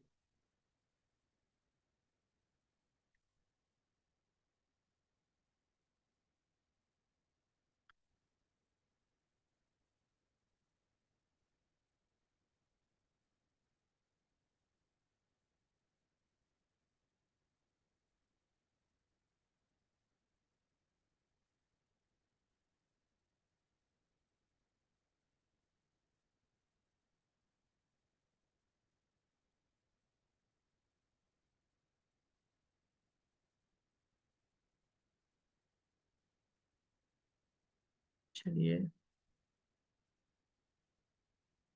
आप लोग क्वेश्चन आंसर ले लेते हैं। उसके पहले आपको बता दें हम लोग का स्टॉक वर्क का भी एक क्लास आ रहा है 5 डे का, ठीक है। वो पहले भी आप लोगों को अनाउंस किया गया होगा, आज भी अनाउंस कर दे रहे हैं। तो जिसमें 26 से 30 सितंबर ये क्लास, और इसमें रिकॉर्डिंग सर्टिफिकेट PDF आपको सब कुछ मिलेगा। इसमें जितनी इंपॉर्टेंट चीज़ें हम वो कवर करेंगे। बेसिक्स क्या है एस्ट्रोलॉजी के, कुछ हाउस साइन प्लैनेट, उसके बाद अष्टक का बेसिक क्या है, उसको कैसे यूज़ करना है। इसके साथ साथ हम देखेंगे रिलेशनशिप का प्रॉब्लम है, वेल्थ का प्रॉब्लम है, spiritual growth, divorce, money, child birth problem, 6th और 8th हाउस किस तरीके से प्रॉब्लम देते हैं, उन सबको लेके कैसे स्नैपशॉट प्रेडिक्शन करें। और हाउस साइन और प्लैनेट के भी जो पॉइंट दिए उनको भी हम यूज़ करना देखेंगे। और अलग अलग रेमेडीज हम देखेंगे, जेमस्टोन करना है, मंथ प्रॉब्लम है, सॉरी मंथ चैंटिंग है, ये सब हम देखेंगे। इसका जो एनर्जी एक्सचेंज है वो है 4999, जो आज का डिस्काउंटेड प्राइस है वो है 50% का डिस्काउंट। तो 1999 पे करके आप एनरोल कर सकते हैं। पेमेंट डिटेल, बैंकिंग डिटेल वही है जो अभी हमने शो की थी, ठीक। और ये 26 सितंबर से है और 30 सितंबर तक 5 डे का 6:30 PM से 8 PM तक ये क्लास होगा, ये भी ध्यान रखिए, ठीक। और इसके अलावा एक हम लोग का कल से स्टार्ट हो रहा है 3 डेज का स्वर शास्त्र के ऊपर कोर्स, जिसमें हम अपनी ब्रेथ से प्रिडिक्शन करते हैं। ब्रेथ से चीज़ें देखना, कब कौन सा काम करना चाहिए, कब नहीं करना चाहिए, कब कौन सी चीज़ें ऑस्पिशियस है, कब नहीं है। और उससे हम प्रिडिक्शन भी कर सकते हैं कि कोई आपसे कोई भी क्वेश्चन पूछे, मेरा ये सामान खो गया है, हेल्थ को लेके, पेशेंट बीमार है, तो आप अपनी ब्रेथ चेक करके बता सकते हैं कि हाँ ये होगा कि नहीं होगा, कैसे होगा, ठीक। वो 23 से 25 सितंबर तक 3 डेज का है, 6:30 PM से 8 PM तक वो भी क्लास है। इसका जो एनर्जी एक्सचेंज है वो 3333 है। इसका भी रिकॉर्डिंग सर्टिफिकेट PDF आपको मिलेगा। जो इसका डिस्काउंटेड प्राइस है वो है 50% का। तो इसमें आप 1666 मतलब 1666 पे करके एनरोल कर सकते हैं। पेमेंट डिटेल्स सेम है। इसका कंटेंट आप देख लीजिए, मैरिज का क्वेरी है, लव मैरिज, अरेंज मैरिज है, डाइवोर्स का है, कॉन्फ्लिक्ट है, प्रॉपर्टी रिलेटेड क्वेरी है, लॉस्ट आर्टिकल है, सामान खो गया मिलेगा कि नहीं मिलेगा, चाइल्ड बर्थ का क्वेरी है, होगा कि नहीं होगा, पेमेंट फंसा हुआ है मिलेगा कि नहीं मिलेगा। तो अलग अलग चीज़ों के लिए हम ब्रेथ से प्रिडिक्शन कर सकते हैं। और अपनी ब्रेथ चेक करके हम ये भी देख सकते हैं कौन सी ब्रेथ चल रही तो कब कौन सा काम करना चाहिए। और मुहूर्त भी निकाल सकते हैं, ठीक है। इसमें भी पंचांग का यूज़ करके, तिथि और ब्रेथ का यूज़ करके मुहूर्त बनाया जाता है। गृह प्रवेश के लिए, रिंग सेरेमनी के लिए, शॉप ओपनिंग करना है, किसी भी इंपॉर्टेंट काम के लिए, ट्रैवल के लिए, मैरिज के लिए, सर्जरी के लिए, अलग अलग कामों के लिए आप इसमें मुहूर्त देख सकते हैं। तो ये आप ज्वाइन कर सकते हैं। इसका बैंकिंग डिटेल यही है हमारा, और यही हमारा नंबर, GPay, फ़ोनपे, पेटीएम पे, इसी पे आप पेमेंट कर सकते हैं किसी भी क्लास के लिए। अगर कोई आपको कन्फ्यूज़न है तो इसी नंबर पे कॉल या व्हाट्सएप करके आप इंक्वायरी भी कर सकते हैं। चलिए आपका क्वेश्चन आंसर। जिनके कैमरास ऑन है उनके क्वेश्चन लिए जाएंगे और पर्सन चार्ट क्वेरीज ली जाएंगी। स्टार्टिंग विद मनु जी, बोलो बेटा। भाई नहीं आज तुम्हारा। थैंक यू सर आज की क्लास के लिए। Thank you. सर मेरा एक क्वेश्चन था, आपने अभी जो बताया था कि उपपद लग्न में जो प्लैनेट होगा उसका नवांशा से मतलब कोई कनेक्शन होगा, तो उसमें जो प्लैनेट प्लेस्ड होगा कि वो जो राशि का प्लैनेट होगा? नहीं नहीं, प्लेनेट प्लेस्ड है तो या उस राशि का जो लॉर्ड है, दोनों में से किसी को भी दे। ठीक। और सर एक और क्वेश्चन है सर, नवांशा के लग्न का जो रेक्टिफिकेशन है उससे रिलेटेड फ्यूचर में कोई क्लासेस आ सकती हैं? नहीं, नौमांश के रेक्टिफिकेशन पे तो अकेले क्लास नहीं है कि नौमांश का ही पूरा क्लास आएगा, उसी में हम रेक्टिफिकेशन पढ़ेंगे, तो ज्वाइन कर लीजिए। Okay thank you sir. आएगा। Thank you. Next Prashant ji बोलिए। जय श्री कृष्ण पीयूष सर, जय श्री कृष्ण सर। सर आपने बताया जॉब के लिए D1 का स्वामी जहां बैठा है उतना भाव आप आगे गिन लीजिए, यानी जॉब के लिए बल्कि आरूढ़ लग्न के लिए आप फर्स्ट भाव से उसका स्वामी जहां बैठा है नहीं, जॉब के लिए उतना तो मैंने भाव आप कहीं आगे। बताया ही नहीं। नहीं, आपने बोला ना कि हर एक भाव का आप आरूढ़ लग्न हाँ, निकाल हर सकते एक हैं। भाव का आरूढ़ कहा मैंने, ये थोड़ी कहा कि जॉब के लिए। करेक्ट। तो सेम वे अगर फर्स्ट भाव का स्वामी अगर फिफ्थ भाव में बैठा है और वहां से हम फिफ्थ गिनेंगे तो नाइन्थ भाव आएगा, तो ये बराबर कैलकुलेशन है जी। तो नाइन भाव से रिलेटेड हम क्या देख सकते हैं जॉब के लिए, भाई क्योंकि नाइन तो भाग्य भाव है। नाइन्थ हाउस से हम जॉब क्यों देख रहे हैं? वो तो आरूढ़ लगन आ गया ना आपके फर्स्ट हाउस, आपकी पब्लिक इमेज पर आपका पब्लिक परसेप्शन वो बता रहा है, उसका करियर में क्या रोल होगा ये बता रहा है। ठीक है, ये नहीं कहेंगे कि हम उससे ही पूरा करियर देख रहे हैं। ठीक है, उसके लिए आपको डिटेल स्टडी करना पड़ेगा, लेकिन मैंने आपको एक बेसिक वो दे दिया वो ठीक आरूढ़ लगन। आप उससे करियर मत चूज करने दीजिएगा, के लिए उसको देके करियर बता दें। Okay okay okay okay, thank you sir. Gopal ji बोलिए। हाँ जी, नमस्ते। ओम साई राम। नमस्ते। कैसे ओम हो साई राम। आचार्य जी? हम बिल्कुल ठीक है, आप बताएं। हाँ, वो मुझे एक क्वेश्चन था कि ये जो आपने बोला उपपदा लगन से हम मैरिज लाइफ भी देख सकते हैं, तो उपपदा लगन से 10th हाउस सासू माँ को देख सकते हैं हाँ उनका बिल्कुल देख सकते, व्यवहार? कुछ भी देख सकते हैं। तो 10th हाउस में अगर negative in case negative planet हो तो सासू माँ का व्यवहार थोड़ा वो मैरिज लाइफ में डिफिकल्ट हो सकता है, जस्ट सेइंग। उपपदा लगन से सेकंड हाउस इन लॉस के लिए देखते हैं, 10th हाउस। ओके, धन्यवाद। धन्यवाद। सुखविंदर जी अनम्यूट कीजिए। सासू माँ का व्यवहार सबके नेगेटिव ही हो, पॉजिटिव किसका? नहीं, आपकी वजह से शादी नहीं आप हुई। किसी भी हाउस से देख लीजिए, जहां से मन करे। सुखविंदर जी बोलिए। नमस्कार सर। सर आपने जो अभी बताया था और पहले क्वेश्चन भी पूछा कि उपपदा लगन में जो प्लैनेट हो या उसका लॉर्ड हो उसका नवांश के 7th लॉर्ड से कोई कनेक्शन होगा, ये कितना एक्यूरेट है सर? क्योंकि ये फिर हम बर्थ टाइम रेक्टिफिकेशन में भी तो यूज कर सकते हैं। इससे आप बार टाइम रेक्टिफिकेशन नहीं।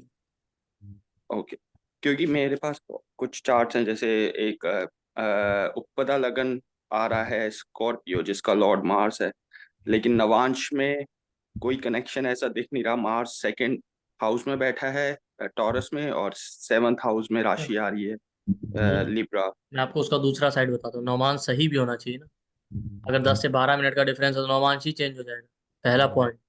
दूसरी बात, इसमें भी और फैक्टर है। ठीक है, मैंने कहा ना कि उपपदा लगन खुद ही चेंज होता रहता है। अच्छा, ठीक है, okay, thank you sir. Aarti ji thank you. बोलिए।